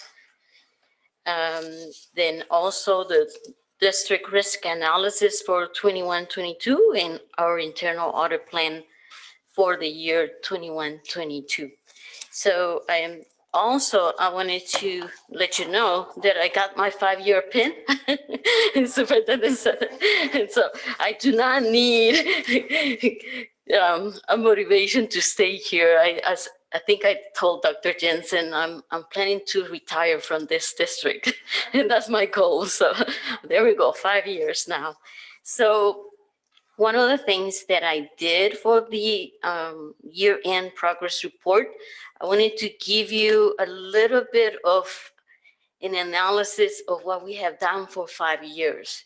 Because number one, obviously it will list all the items that we completed for this year. And so that will be in page 40. In 41, it is for this school year. But on page 42, it will give you all the audits that we have done from 2016 to 2021. And so I wanted to let you know, even though activity fund seems like a lot, but it's because of all the schools that we had to do, it is actually some of the items that I have listed are very crucial. And so activity funds, it is part of that, and we always do that all the time. I always say that the moment we stop, then everybody's not going to follow. So cash is always a problem. And so when we come back in person, then it becomes crucial. Although you'll be surprised that even on virtual, they were able to collect so many. And the only good thing about, not a good thing about being a pandemic, but also a good thing is that for parents to use online payments instead of cash. And so one of the things that we always like to move is online payments instead of utilizing cash. So those are one of the items that we saw this year that is, we're moving on to that point. But also, we don't only perform internal audits, but we also perform consulting services. And that's why I listed in my report for the year-end progress report, so that you can see what services we provide. And I always say to the cabinet members, use me. I will look for internal controls. And so I'm an outside for the department. And so it's very good to utilize that. So use my expertise. I'm not perfect. However, hold on. However, if I look at TRS, it's 25 years of service that I have done already for a school district. So we have gone through many items. So I would like to also present the risk analysis that we have done. And that will be on page, hold on. I'm trying to read the same page numbers that you have. I think it's page, hold on, 57, and that is the risk analysis for next school year. Based on the risk analysis, and I also try to make an effort to meet with the cabinet members to make sure that we are in track to what we want to plan for next school year. And also we send SurveyMonkey also to give us feedback of how what items that we need to review. And obviously most of them is either, the most common is attendance, transcripts, and so activity funds. And so those are the most common, but we also if you see this year, what we had completed, we did an IT access control. And so those are, each year we like to add one more item into our list. So that's what I'm presenting to you. And then on page, I'm trying to, then you will have the internal annual audit plan for next school year in those items. And there are some follow-up that we're gonna do next year too. But I wanted to ask you if you have any questions in terms of the report. I also provided a detailed report to the audit committee, and that will give you more answers that if you wanted to, ask. One of the items that I told Ms. Newhouse is that because the 5-year plan, I'm being here for 5 years, then we need to start planning for external review. So a lot of people said, who audits the auditors? It's actually the quality assessment. And the quality assessment needs to be done 2 ways.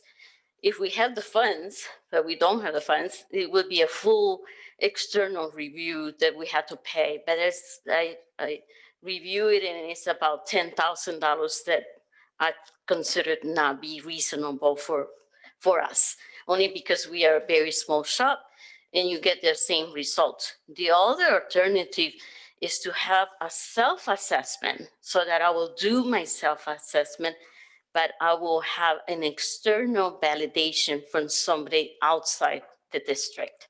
And that is actually cheaper because we only had to reimburse their expenses.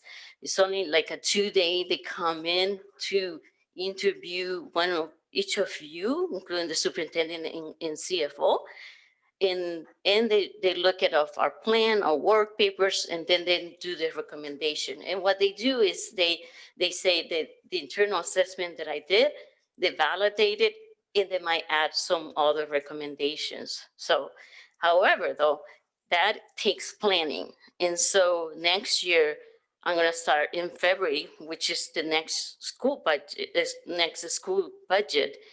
I will provide how much will that cost so that we can include it for the year 22-23. And then year 22-23 will perform the self-assessment with the external validation, because that will take a lot of my time, and I will include it to the following year audit plan, because I have to do my own. It's kind of like doing my own audit, but have somebody else validate it. That's not me, so that's how we do it.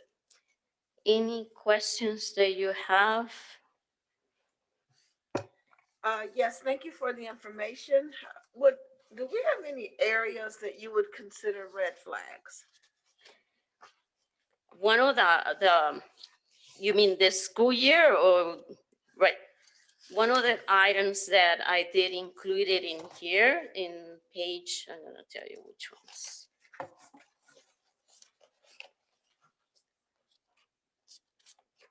I'll tell you the page number.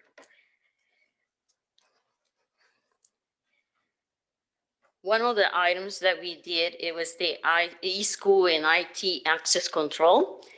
And yes, there were some recommendation, and it was a high risk. However, they did hire an external consultation to cybersecurity audit. And so I did give them my recommendations that they are actually having an action plan, and we'll do a follow-up this school year, which is included in this next year audit plan.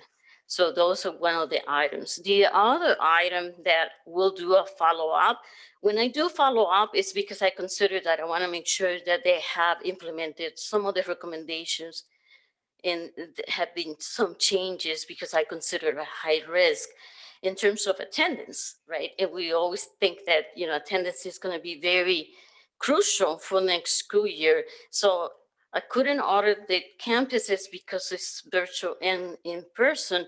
I audit the department data management.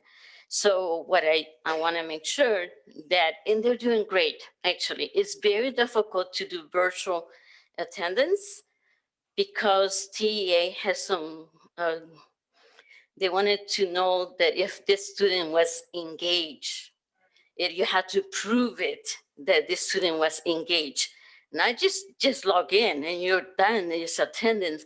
No, if you want ADA payment, you have to be engaged and you have to prove documentation for that.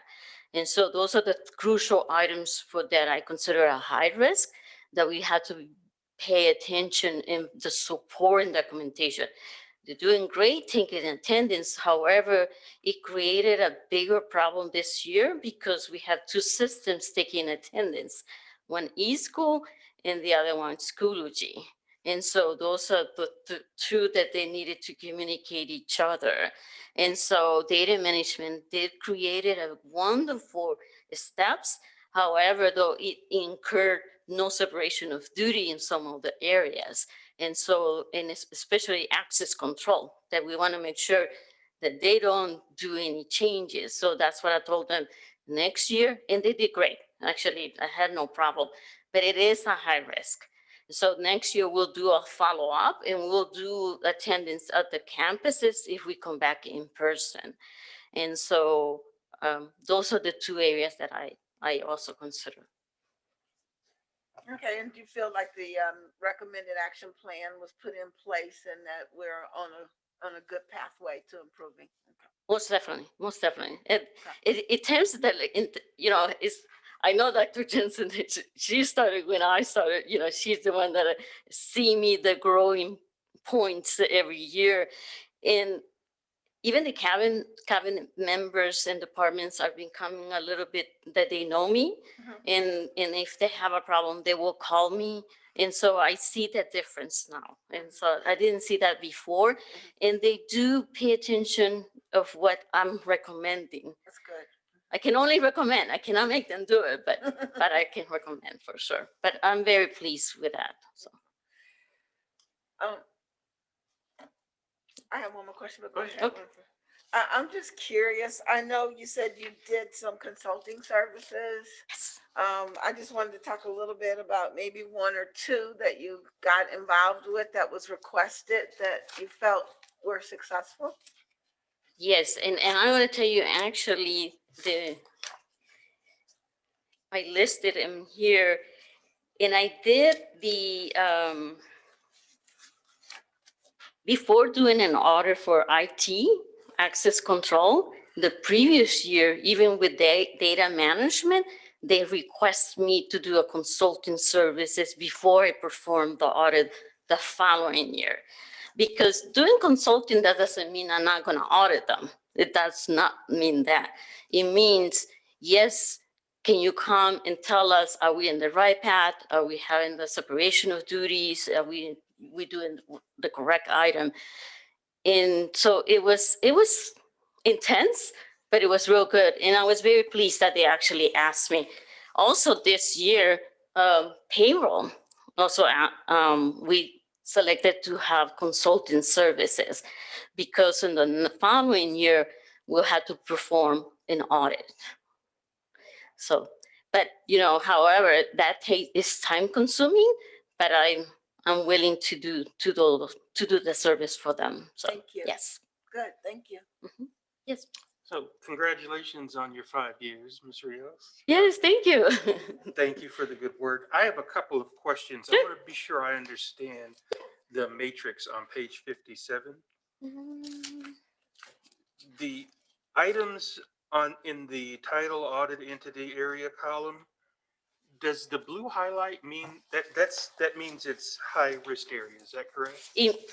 The blue, it means if you read it and it says auto plan for 21-22 high risk areas, yes, that's what it means, that we are going to address it for the new auto plan for 21-20, I mean, for the 21-22. Okay, so you have evaluated and determined that they are high risk. And we determined that these items need to be included for next school year audit plan. Okay, now. That's why it is. So blue. these aren't like, is there anything that's like just generally high risk, or are they high risk based upon the score? that No, they have? I'm gonna tell you, Miss Westbrook is always high risk. It's not that she's doing bad. It's just that it's the financial portion is very high risk. Okay. And so and then also you had to consider, have they had any external audits? And she always gets external audits, external or internal audits too. And so that's why when I meet with them, that's the first question I ask. Have anybody outside conducted any external review from the departments? So finance obviously is number one. Attendance is number two, because it's just our funding source. IT now this year with cybersecurity, yes, it's gonna come out very high. However, they did have an external services, because I don't have the expertise for that, but I did access control. So, Okay. I kind of combined them, and I wanted to make sure that we have reviewed those sections. So yes, IT becomes also Okay, very, that actually clarifies yes, a lot of stuff that I was having difficulty with. no problem. The only other thing that kind of struck me as odd is for the criterion for risk, the police department got a score of 4. Yes, and I'm going to tell you why. One of the items, and there's a couple of items that they have risk. If you look in this document, I said that in 22-23, we're going to start looking for the police department weapons inventory. Not only the weapons inventory, but also there's police cars, vehicles, and so also security itself. And so that is one of the things that you do need to understand. I'm a one-person shop, so it's kind of like we had to look at it in very limited scope. Yeah, your plans. Yes. What do But they call that? but they are a high-risk area. Okay. Yes. Okay, thank you. You're welcome. Did you have any? Yes, Ms. Yes, Rich, how Ms. are you? I'm Thank doing you for fine. the information.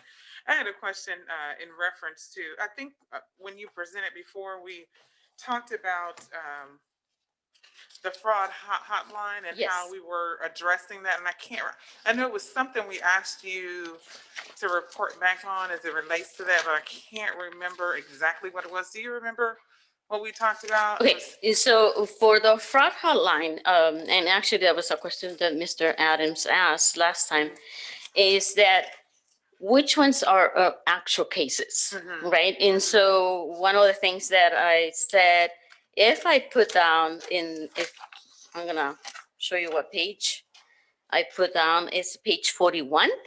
If I put the reviews we have done, one of the items, a lot of them are not financial, but the ones that they are, and in this case, with vehicles, then I will issue a memorandum. That means that I conducted the investigation at that time. There are some that they are HR, in that I've referred that to Dr. Watson, who Dr. Watson would determine who's gonna follow up on that. The audit committee also got a detailed report that they can share to you, and also to say exactly what was what was the observations that we have made.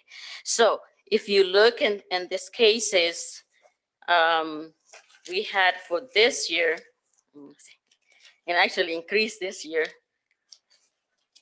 for the increase to 13 cases, there were not that many that required my attention. And so, but again, so out of those 13, 3 of them is the ones that I conducted for that year.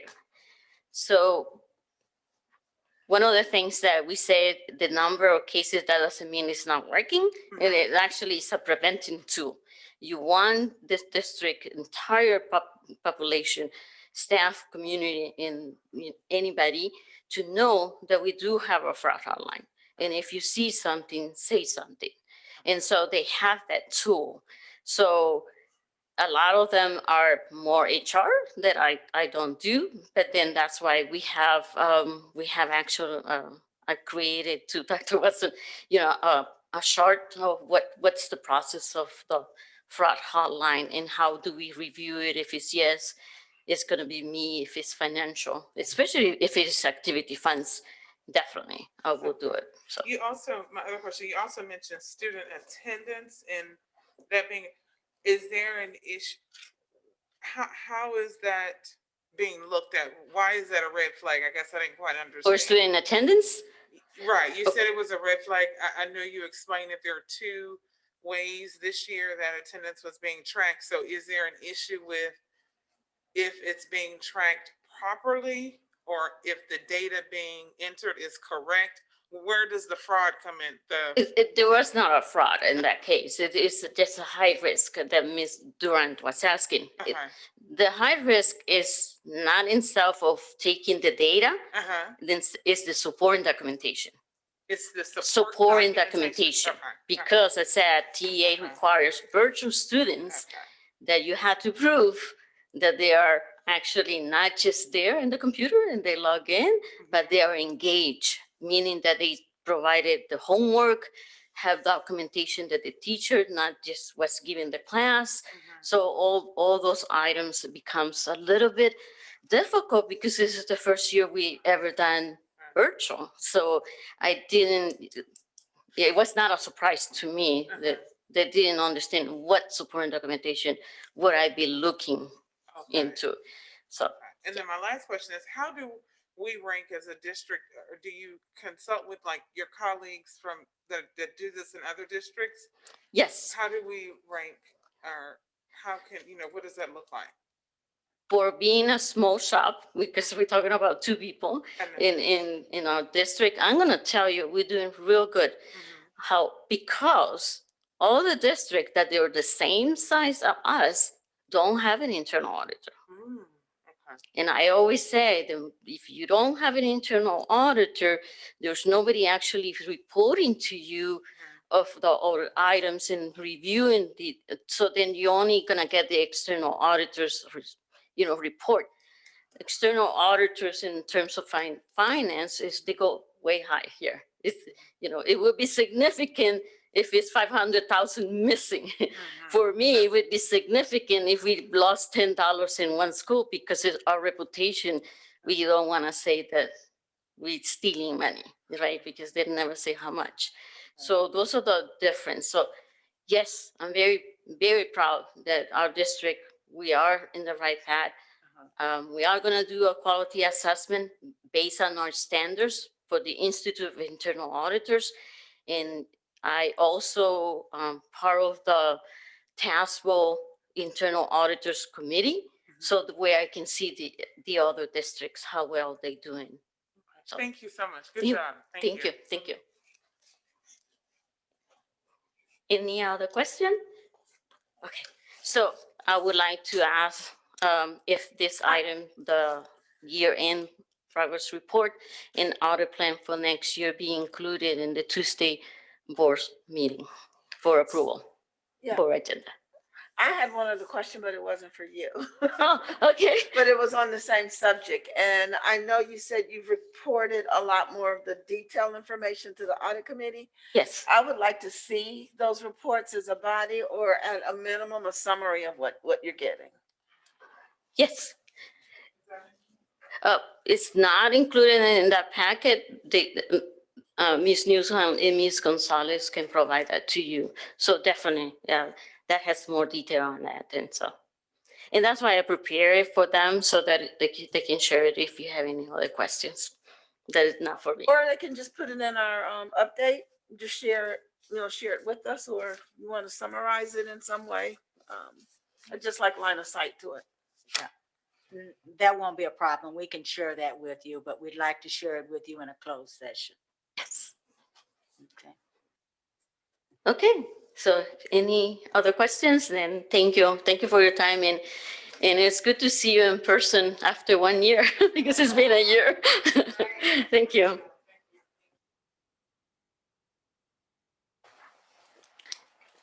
Again, thank you, Ms. Rios. Our next item, I'd like to recognize our General Counsel, Jeremy Brinkley. Good evening. I have a real quick board item for you, or a policy item for you tonight. This is actually a spinoff of Ann's ESER 3 item that we discussed a little bit ago. Ann had mentioned that the ESER 3 item was specifically for public notice.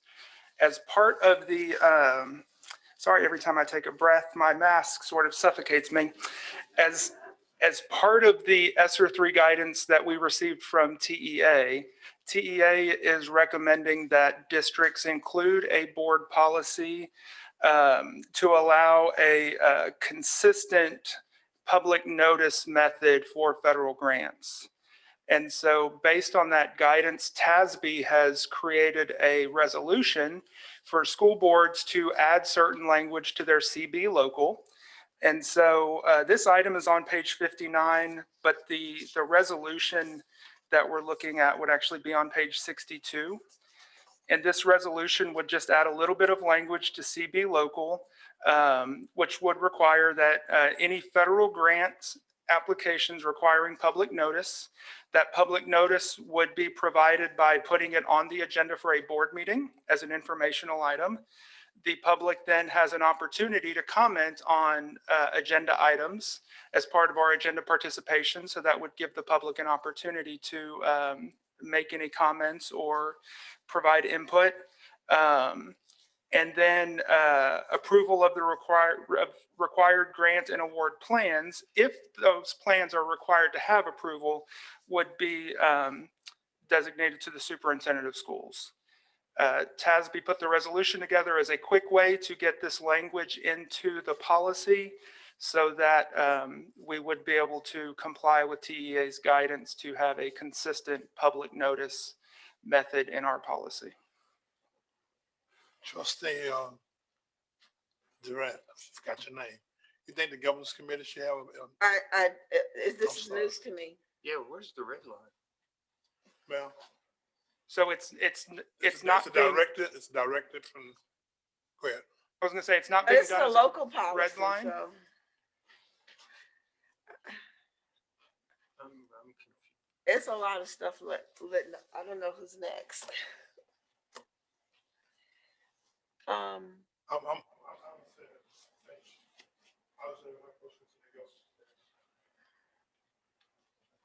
Okay, so the governance committee can definitely take a look at it if that's what you're asking.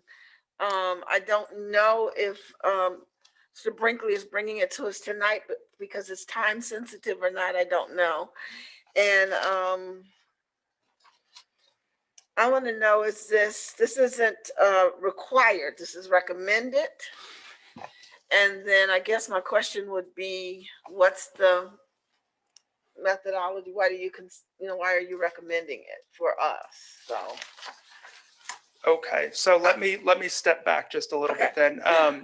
When TEA has been providing a lot of updated guidance for ESER 3 through an FAQ, and some of this guidance is, do you mind if I come up to the podium? Because I'm looking around the screen to try to see you, Mr. Ants, and I want to be able to. Please, by all means, and you just kind of actually answered my question. So this is guidance that's actually tied to the ESER funding.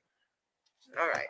Yeah, so this guidance came from TEA as part of the FAQ for the ESER funding. It is more overarching. This came based as part of the ESER guidance, but it's really overarching for any and all federal grant applications moving forward from here. And this would give us a consistent method of how we provide public notice when public notice is required by a federal grant application. Based on TEA's guidance, which I don't like to give legal opinions in open session, and so I'm not going to do that here, but I will say, on review of this, it doesn't appear that it's absolutely necessary, but we want to follow what TEA is suggesting that we do. And so as part of that, TASB, rather than have us go through 2 readings, or say try to come up with a way that this would be an emergency reading, TASB came up with the method to do it as a resolution. to resolve to add this language into the policy. And so this is a resolution straight from TASB. We've modified it to make it Spring ISD. And this is going to be in line with what a lot of other districts are doing right now around the state to try to come into alignment with this TEA guidance. And this is, I'm not asking you to approve it tonight. I would be asking you to approve it on Tuesday. So the governance committee does have an opportunity to look at it when we meet tomorrow. Normally, we would have had that meeting about a week ago, but I know that there were some reasons I think that we ended up We moved our rescheduling meeting that. until to tomorrow, so we haven't met yet. But if it's a guy, I'm sorry, I'm skipping my speak. If it's a guidance that's been from TEA, probably we have to go and do it. They have to, approve it anyway. So I'm not really, because usually we have we have things that come from TEA, from TASB. That's law. We have policies that are law. We got local policy. So this is not law, right? This is not one of the legal policies that TASB has pulled together for convenience. This is a local board policy. And as we go forward, the board could certainly decide that this isn't working, could even change the policy. And if governance does have some changes that they want to look at tomorrow, we can certainly bring this back, not on consent, to even discuss those changes. My only, I don't want to say concern, but my only caveat would be this is TEA guidance. It is not a TEA mandate, but I do worry that TEA, as they're looking at our ESSER grant and now potentially ESSER 2 and others, may look to see, do we have a policy on providing consistent public notice? So this is time sensitive. Is that what's going on? That's what I'm asking, was this time sensitive? Yes, I believe it's time sensitive, just to be able to show that we do have this consistent public notice language. But, so, I'm nervous because it's out of the ordinary. We don't pass resolutions to ever change local policy. I can't recall that we've ever done that. But if we need to have it done in order to satisfy a grant requirement, wouldn't a first reading also do that? To do it under one reading, we would have to designate it as an emergency So they reading. need it already codified in the policy for this grant. I think having the language coming into policy would be appropriate. If the board would rather do this as 2 readings, we can certainly do that. And is that going to be a killer? I don't think so.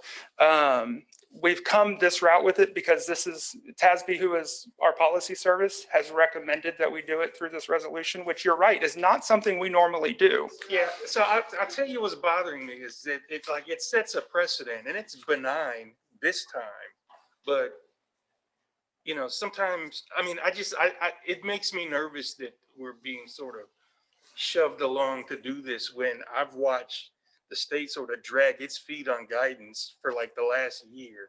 And now suddenly we have to jump, hop, and skip and do an emergency procedure that's outside of our protocol. That makes me nervous. I think part of it is to not call it an emergency procedure, because we could do an emergency, modification in one reading. I think the point of this was to move it with some urgency without calling it an emergency. I see. So not calling.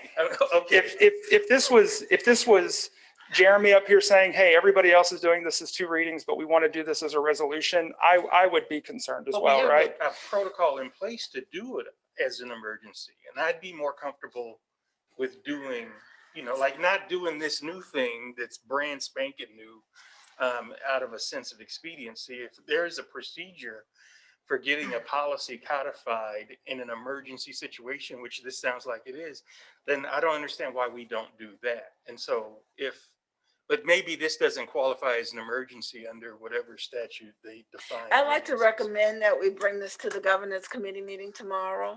Okay. And then come back to the body with recommendation. I'm in alignment with Trustee Adams.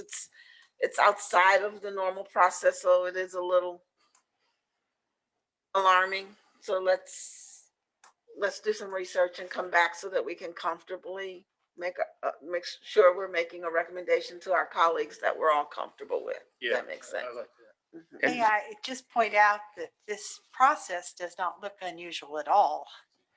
It's what we do all the time. We do public notice. We always share our We post grant. it on our meeting, we Right, post it on the exactly. website, and we give the public opportunity to do feedback. This is what we do all the time. So I just have, I feel like this is just business as usual, so. I do hear that the concern with the process that has been used to bring this forward.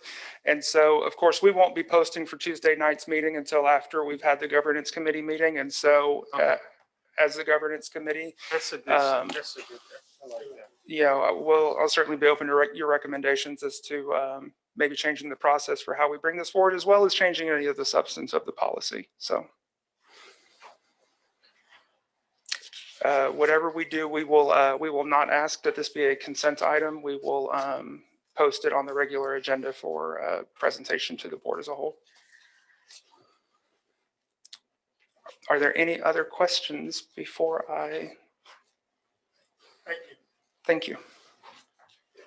Thank you, Mr. Brinkley. For our next item, I'd like to recognize our Executive Chief of District Operations, Mark Miranda. Thank you, President Newhouse, Dr. Watson, members of the board. I have 3 items starting on page 64. The first item that I have is the renewal of the Community Youth Services contract for the upcoming school year.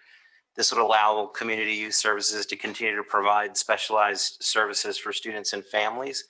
We have 7 youth service specialist workers in Spring ISD. This will renew that contract.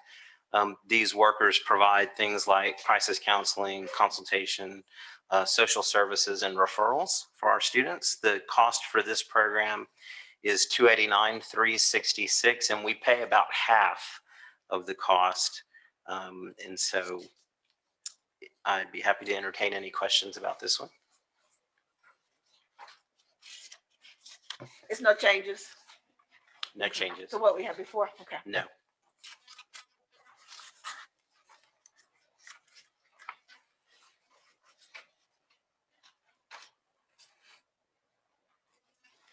If there are no questions, I'd be happy to move to the next. Okay, so the next one will be on page 88. This is similar, it's the annual contract. This is a memorandum of understanding with the Harris County Juvenile Justice Alternative Education Program, JJAEP. In past years, we've reserved 9 spaces in JJAEP. We're recommending this year 4 discretionary spaces in JJAEP. We haven't been using them. And so this would save us a little bit by just reserving the 4 spaces. And it doesn't prohibit us if we need more than. If we need more than that, there is a provision for us to be able to obtain more.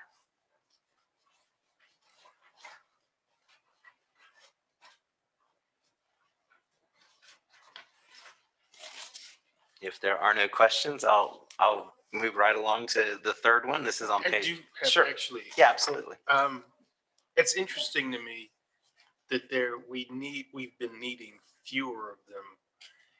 And I'm wondering if it's possible to draw a causal link between some of the restorative justice work or the restorative work we've been doing. Like, are our kids getting in less trouble or less of the more severe kind of trouble that gets them sent to JJAEP? And is there a causal link that we have? So we've been reserving 9, and these are for the most serious offenses, right? Mhm. And while we've been reserving it, we haven't actually been sending the students. And so the need number hasn't necessarily gone down. It's actually been pretty low. My understanding Yeah. is that, like, typically a child that gets sent to JJAEP has been ordered there by a judge. Both cases happen. They can be ordered, and it can be a direct placement through that. We have the opportunity with felony cases and others to be able to also send. And that's the 4 that we're recommending for reserve. Yeah, Thank you. sure. So 102, page 102 is the third one. Last month, the board approved the first guaranteed maximum price for the summer construction projects. This is the second guaranteed maximum price that takes us up to our total approved dollar amount. This amount is for just 124,827 for the second GMP that'll round out the cost for the summer work that we have going on.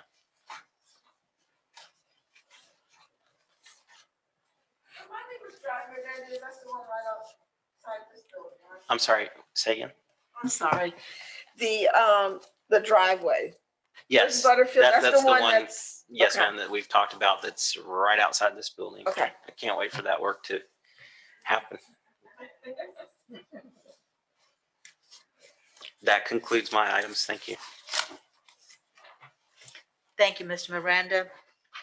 As we continue, I'd like to again recognize our Chief of Innovations and Equity, Dr. Lupita Hinojosa. Thank you, Ms. Newhouse. If we turn to page 108, and so let's have a little bit of celebration. How's that? I know you've been working really hard, a lot of tough questions and a lot of tough decisions for us to make, or for you all to make. And this one is one that I think will be very easy. We continue our partnership with Good Reason Houston, a nonprofit that works here in the Gulf Coast area. And their work has been to really encourage and work with different districts to increase the early childhood programs and most importantly to educate the families out there. So this is our second year that we are receiving a grant. And this item on page 108 is the request that the board accept the award grant of $18,000 to help us support in our district's pre-K recruitment efforts for this coming school year. As you know, our littlest ones have had the greatest challenge coming to school and also learning online. So these funds will be extremely useful for us as we visit homes, do community walks. I know you've seen our principals and our staffs out in the community. We've already put some billboards up, one right here on 1960 by Ella, and then one off of 45. And so really working hard to use this money to recruit our pre-K students.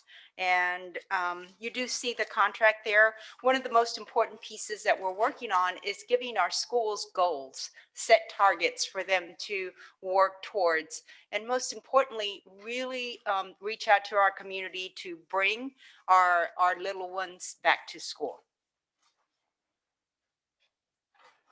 Dr. Hinojosa, Yes, ma'am. as I understand it, we are not allowed to use funds, public school funds, to do publicize our programs. So this is something we would not be able to do for ourselves. It's really important that they gave us this donation, right? Oh my goodness, yes. That the billboards, just purchasing the billboards out there, this is very important. We can inform, but to really get out there and market is something that we can't use our monies for. And so this has been extremely helpful to us, will be extremely helpful. And can I just say, from the graduation walks we've done, obviously not pre-K there, but I think that it really has an impact on the community. Yes. I was telling my husband a story today that we went to try to find a student who wasn't in school, and somebody else had moved into the house, so that the family had moved away and not told us. But anyway, the man who answered the door said, "You mean the school district comes out and tries to find kids?" He says, "What a great school district." I thought, whoa, yes, that, we care about them from the little bitties to the grownups.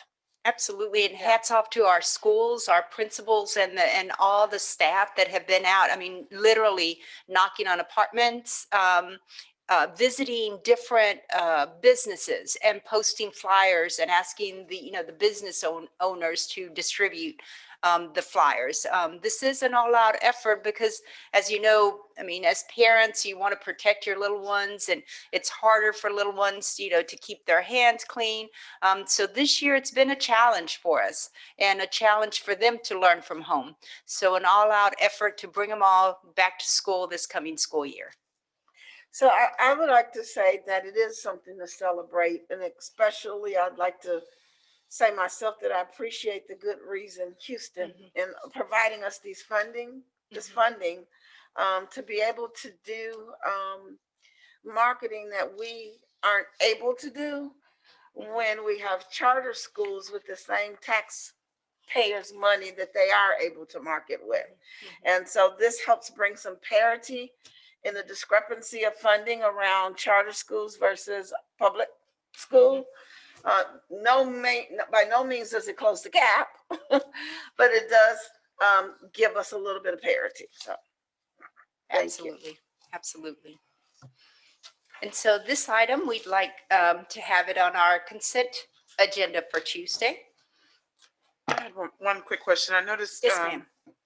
with some of the outreach efforts, have you considered, with us being in such a digital media age, doing anything as far as social media advertisement or anything like that? I didn't see it on your list. I was Yes, curious. absolutely. And that's now becoming almost a given, right? With our social media campaign, and special thanks and shout outs to our communications department for helping that, helping us in that effort. And then of course our staff tweeting and retweeting. But yes, social media is very important. And, really reaching out to our Spanish speaking families in our Spring ISD Latino Twitter handle, because that is a large number of our student body that didn't return back to school. So special efforts to our Spanish speaking community. Thank you. So if there's no questions, Ms. Newhouse, we'd like to move to page 121, and still keeping with our early childhood and the focus on, reaching our littlest ones. If you'll recall, we do have, curriculum coming in for them. We want to continue our partnership with Avance. Avance is the federally funded Head Start program that is here in our area. And this will be now our 6th year of partnership with Avance. And we have grown in the past years. Now we started out with Lewis Elementary and have moved to Bammel Elementary and Eichenroth Elementary. And this past year we had 202 students enrolled in the program, and it is a federal Head Start program, so our children must qualify.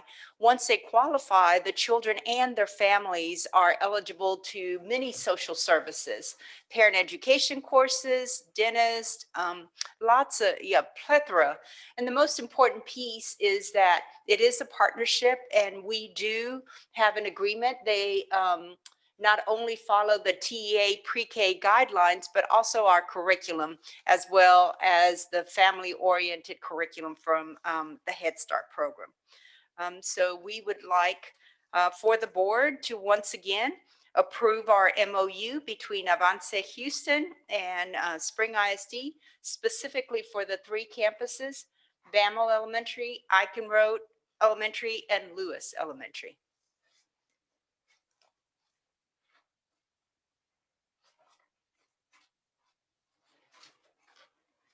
So we're providing pre-K at Bammel Elementary and at Bammel, well, what has been Bammel Middle School now, right? So, well, we will be launching our School for International Studies right down the street here at Bammel.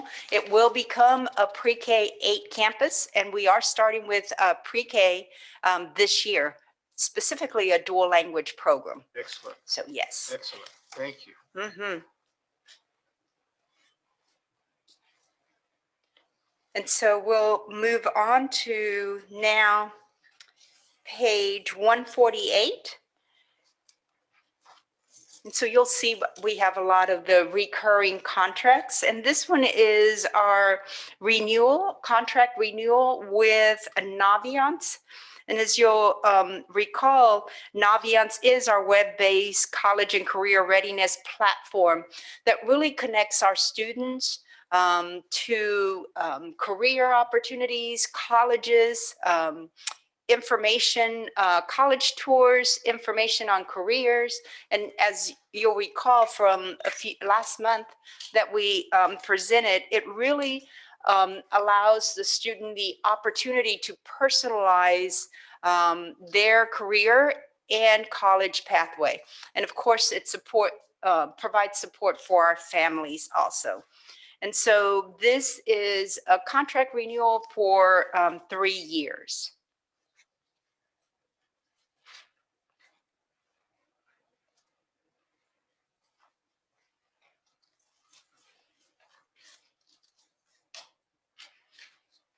Okay, all right, hearing no questions, we're gonna move to now page 153.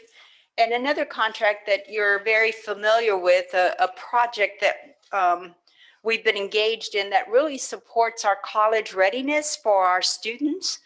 On page 153, we are bringing to you tonight the renewal of our annual College Board contract.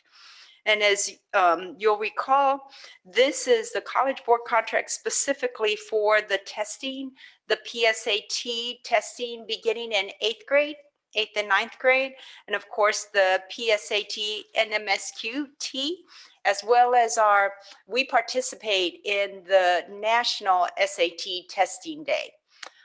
This not only helps, prepare our students for that rigorous college readiness that they need to be prepared for, but also giving them that practice. And for us as a district, very important to ensure that we are providing that opportunity to all students.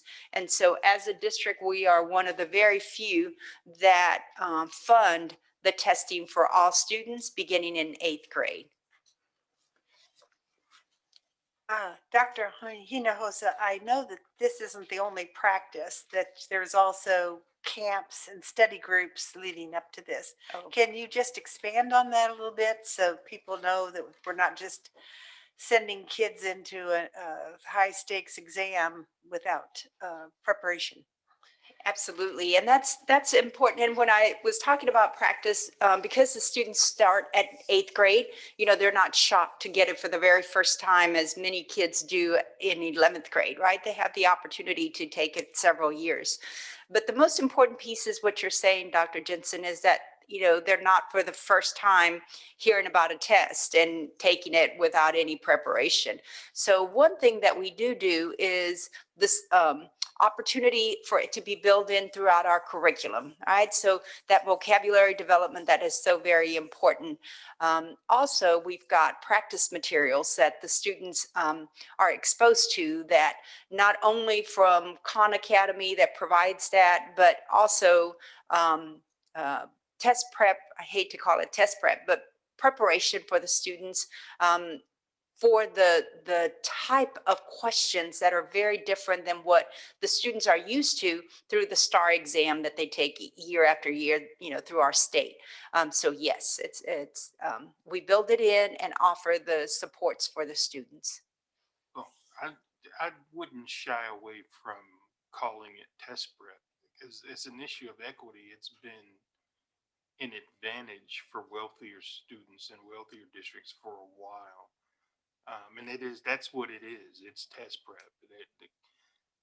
As I understand it, the kids aren't really learning anything but how to take this particular test, and that is a competitive advantage. It is a strategy, right? So, one of the resources that we purchased this year is Apex, an online, and it's specifically designed, to help prepare the students for this. And it is, students of means or families of means usually pay for that Princeton review, those test preps that are out there. And so we're able to do that, thanks to you all as a board, helping us make sure that we provide those opportunities to all students in our district.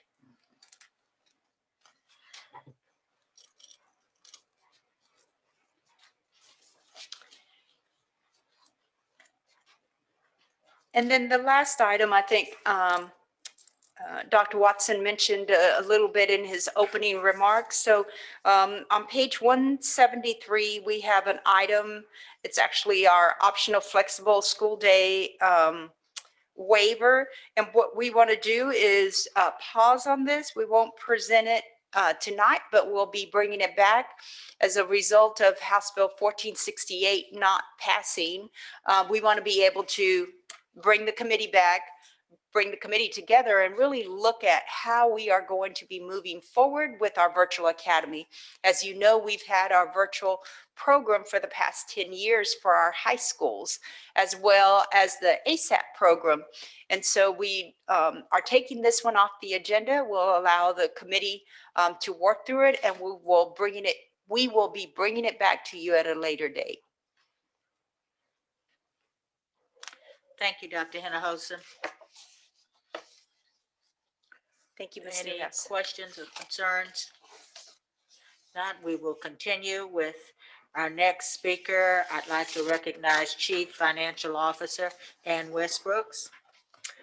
Thank you, President Newhouse. The next item is in a red folder at your seats, and it's the third and final budget review for the 2021 budget.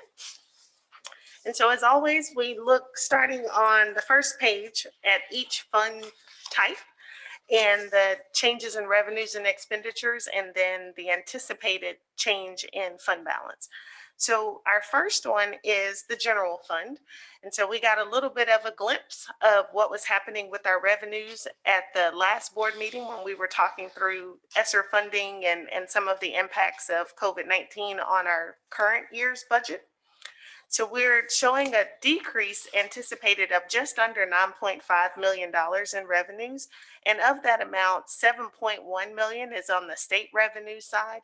And of course, that's primarily due to an anticipated decrease in the foundation school program as a result of our actual student enrollment and our actual attendance compared to our projected enrollment and projected attendance. So overall, as we've discussed many times before, we're currently about 4.1% below our projected student enrollment. And the revenue estimates that are included here already include the anticipated hold harmless automatic adjustment that is for the first through the third 6 weeks. And as mentioned earlier, we'll have to make some adjustments because we know that the ESSER 2 funds will be supplanted with the state funding, but all in all, the total amount that the district will receive will remain the same. It'll just be split between two separate funding sources, similar to what happened with our 2019-20 revenues.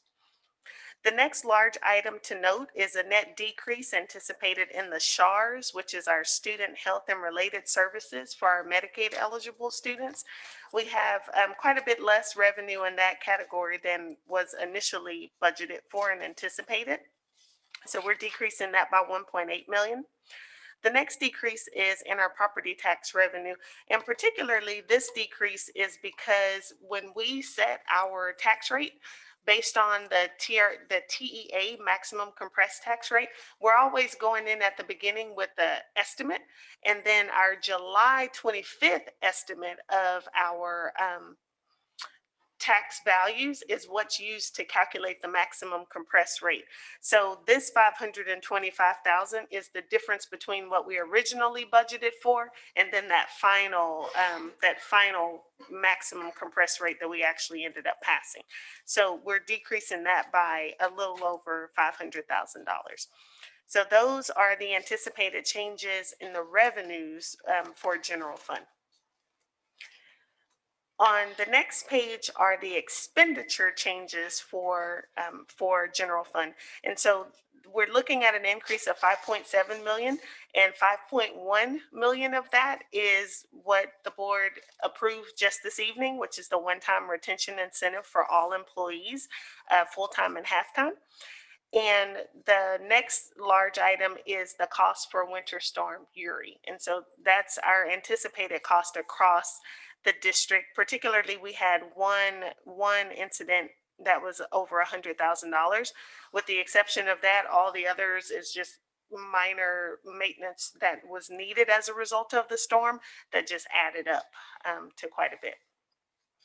So with those changes in revenues and those changes in expenditures, we would be looking at a fund balance of 92.5 million and in our general fund. And of course, that is all revenues received, all expenditures completely expended to get to that fund balance. But we do anticipate that we should end the year a little bit higher than that once actual expenditures.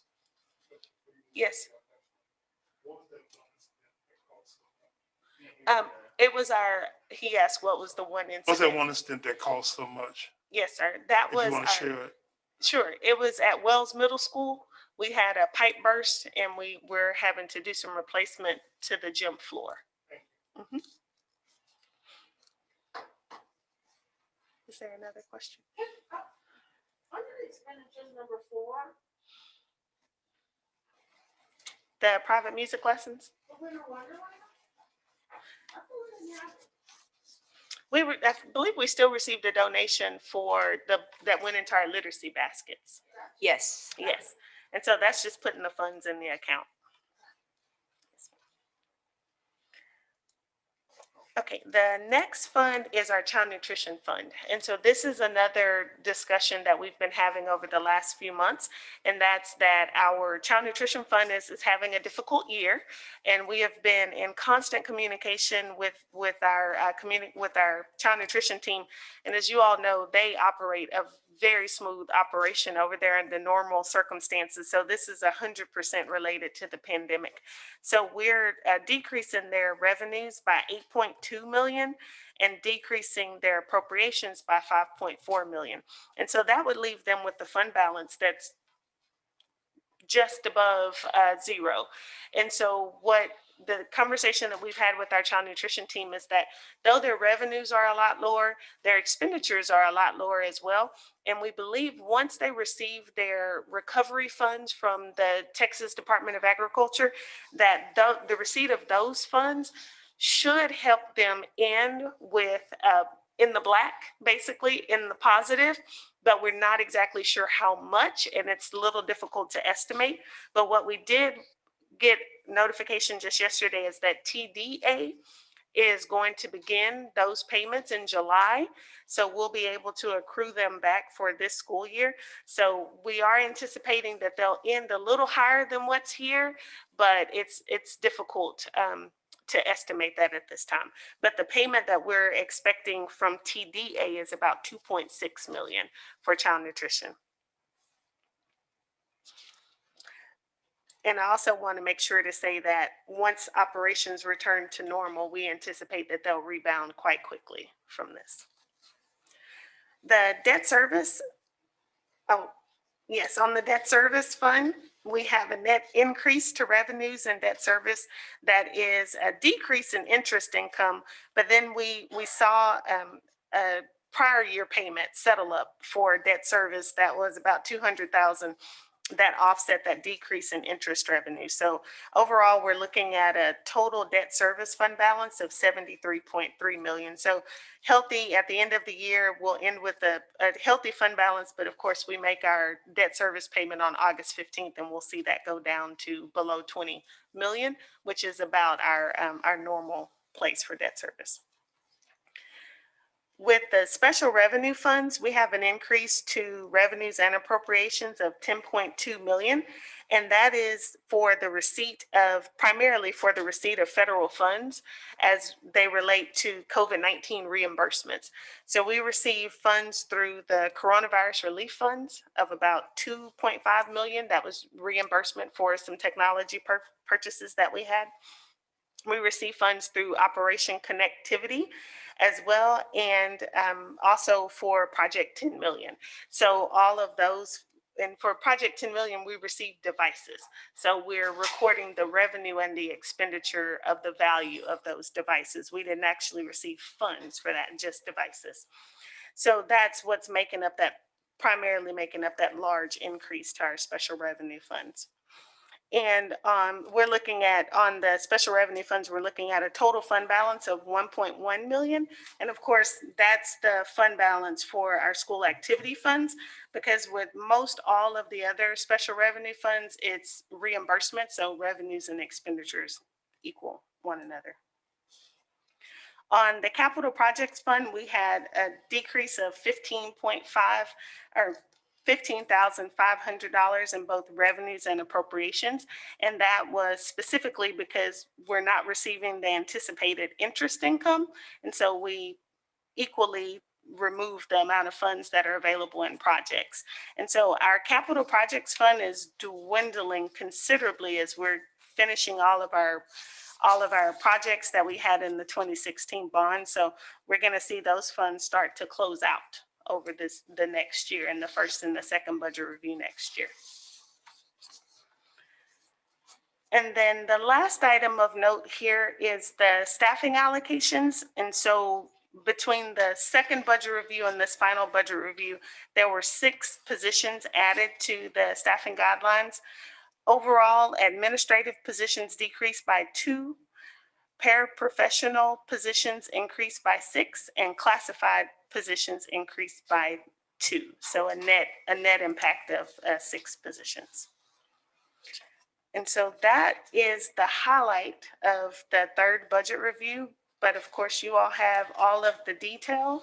And if you have questions either this evening or later, once you've had an opportunity to read through it a little bit more, then we will definitely be ready to entertain those questions.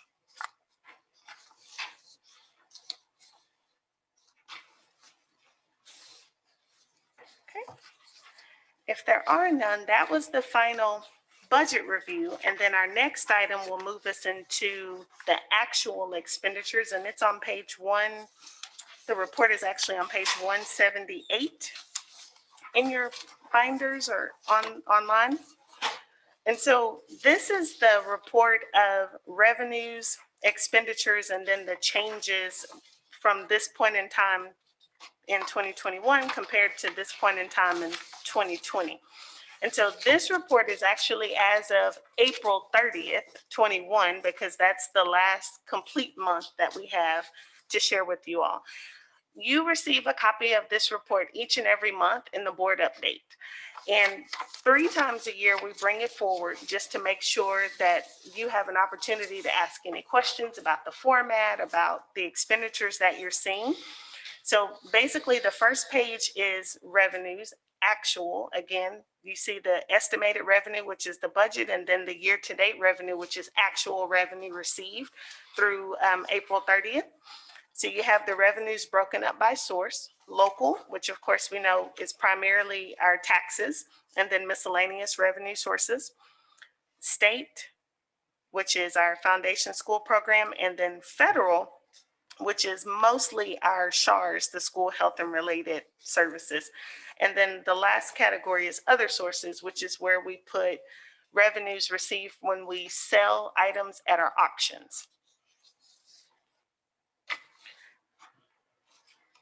The second page is the expenditures year to date. And so again, you have appropriations, which is our budget, and then our year to date expenditures; encumbrances, which is purchase orders that have been issued but not paid yet. And we see our expenditures both by function, so you can tell which functional area is benefiting from those expenditures, and then by object, so payroll, contracted services, et cetera. And as always, we know our payroll expenditures make up over 85% of our total cost. And the last page is, as mentioned, that comparison between April of 2020 and April of 2021. And you can see differences that we've talked about throughout the year. Specifically, if you look at our payroll costs, we had a raise this year, and then on the other operating costs, supplies and materials, you can see a significant increase there, and that's our COVID-related cost with PPE and things of that nature. Anything else that was not reimbursed through the federal funds.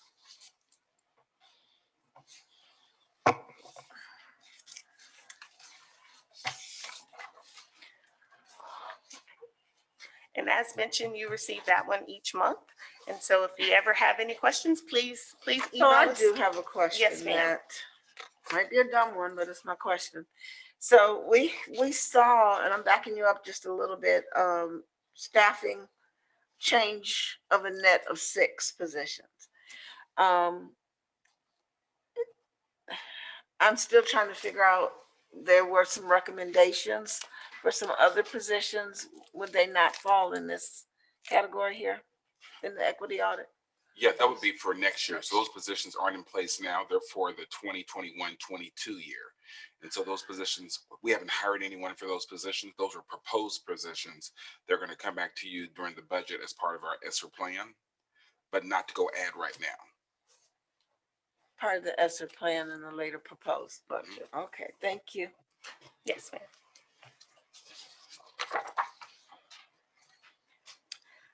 Okay, if there are no additional questions on that item, then we'll move to the next item, which is on page 181.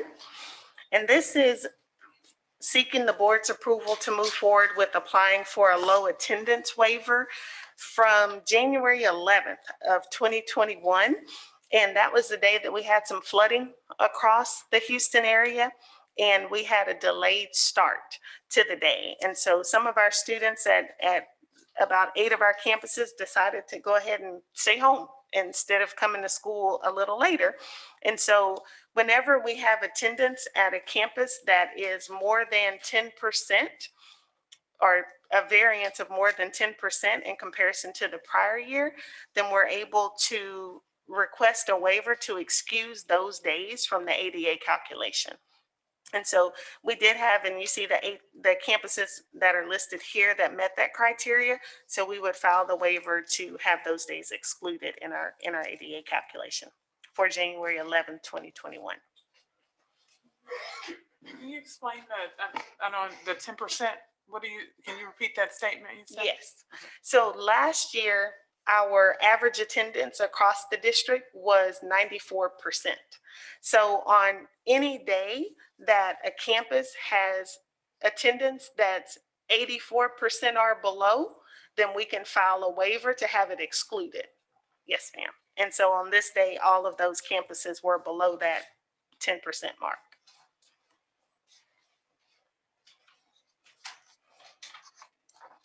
And so that helps us so we're not penalized when our ADA is calculated.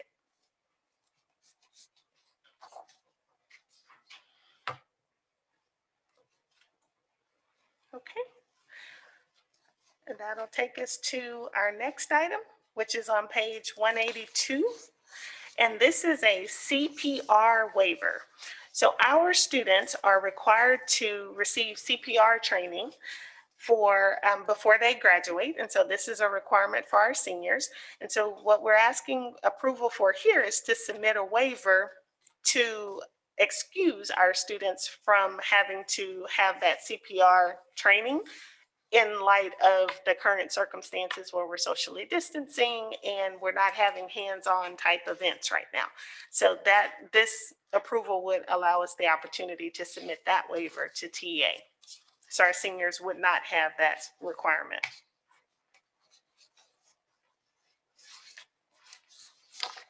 Ms. Westbrook, so this training has to be in person. It can't be watching a video or something. Yes, ma'am, because it specifically says hands-on training, hands-on practice. Yes, ma'am. Of course, the person at home could be giving CPR to a pillow or something, I guess. I gotta say, this training's hard. I went through it at Winchie one time with one of their dummies, and I can see how you need a couple of people to keep someone going. It's definitely. Definitely, yes. So this waiver doesn't have any impact to our graduating seniors? It's This for weekend? the graduating seniors to allow them not to have this requirement to graduate. So it But the doesn't, timing on this is, Important. very important. See that they graduate. I've heard from parents about this. So this will resolve that. Yes, Okay. ma'am.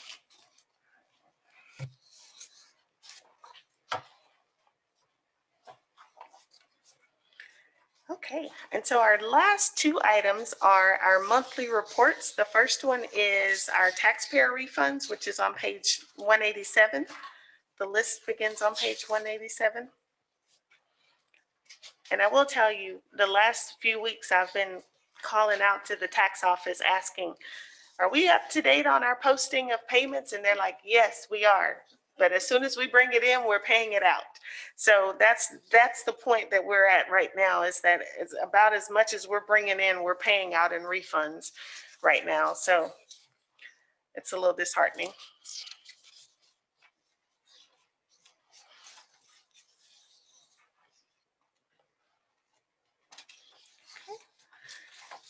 And if there are no questions, then I'll move us to our last item, which again is our monthly report. And it's on page 189, 190. And it's our list of cooperative purchases of $50,000 and over.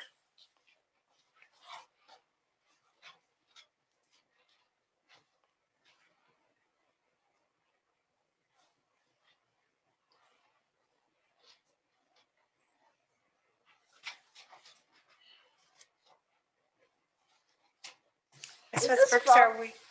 Sorry. Go ahead. I just wondered if we're reimbursed for like the Frog Street curriculum. That's through our instructional materials allotment funds.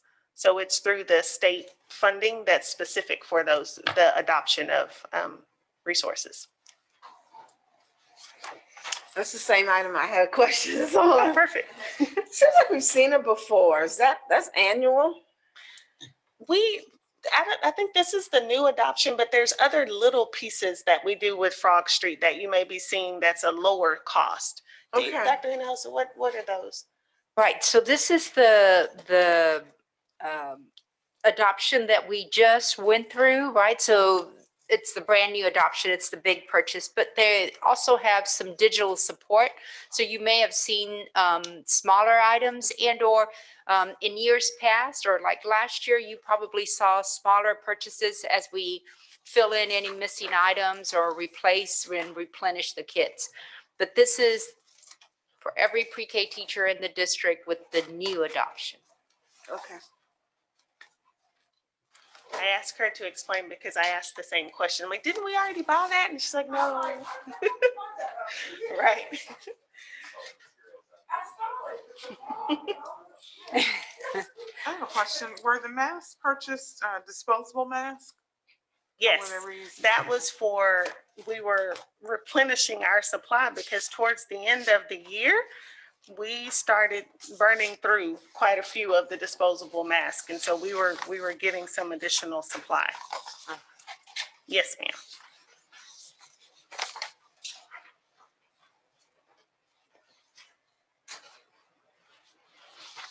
Okay, Madam President, if there are no more questions, that completes my last item. Thank you, Ms. Westbrooks. And there are no other items on tonight's agenda. So I will now entertain a motion to adjourn our meeting. Madam President, I move that we adjourn. Second, Second. it's been moved by Justine Durant, second by Winfred Adams, to adjourn the meeting. All those in favor, raise your right hand. The motion carries unanimously. There's no further business. This meeting is officially adjourned at 8:42 p.m.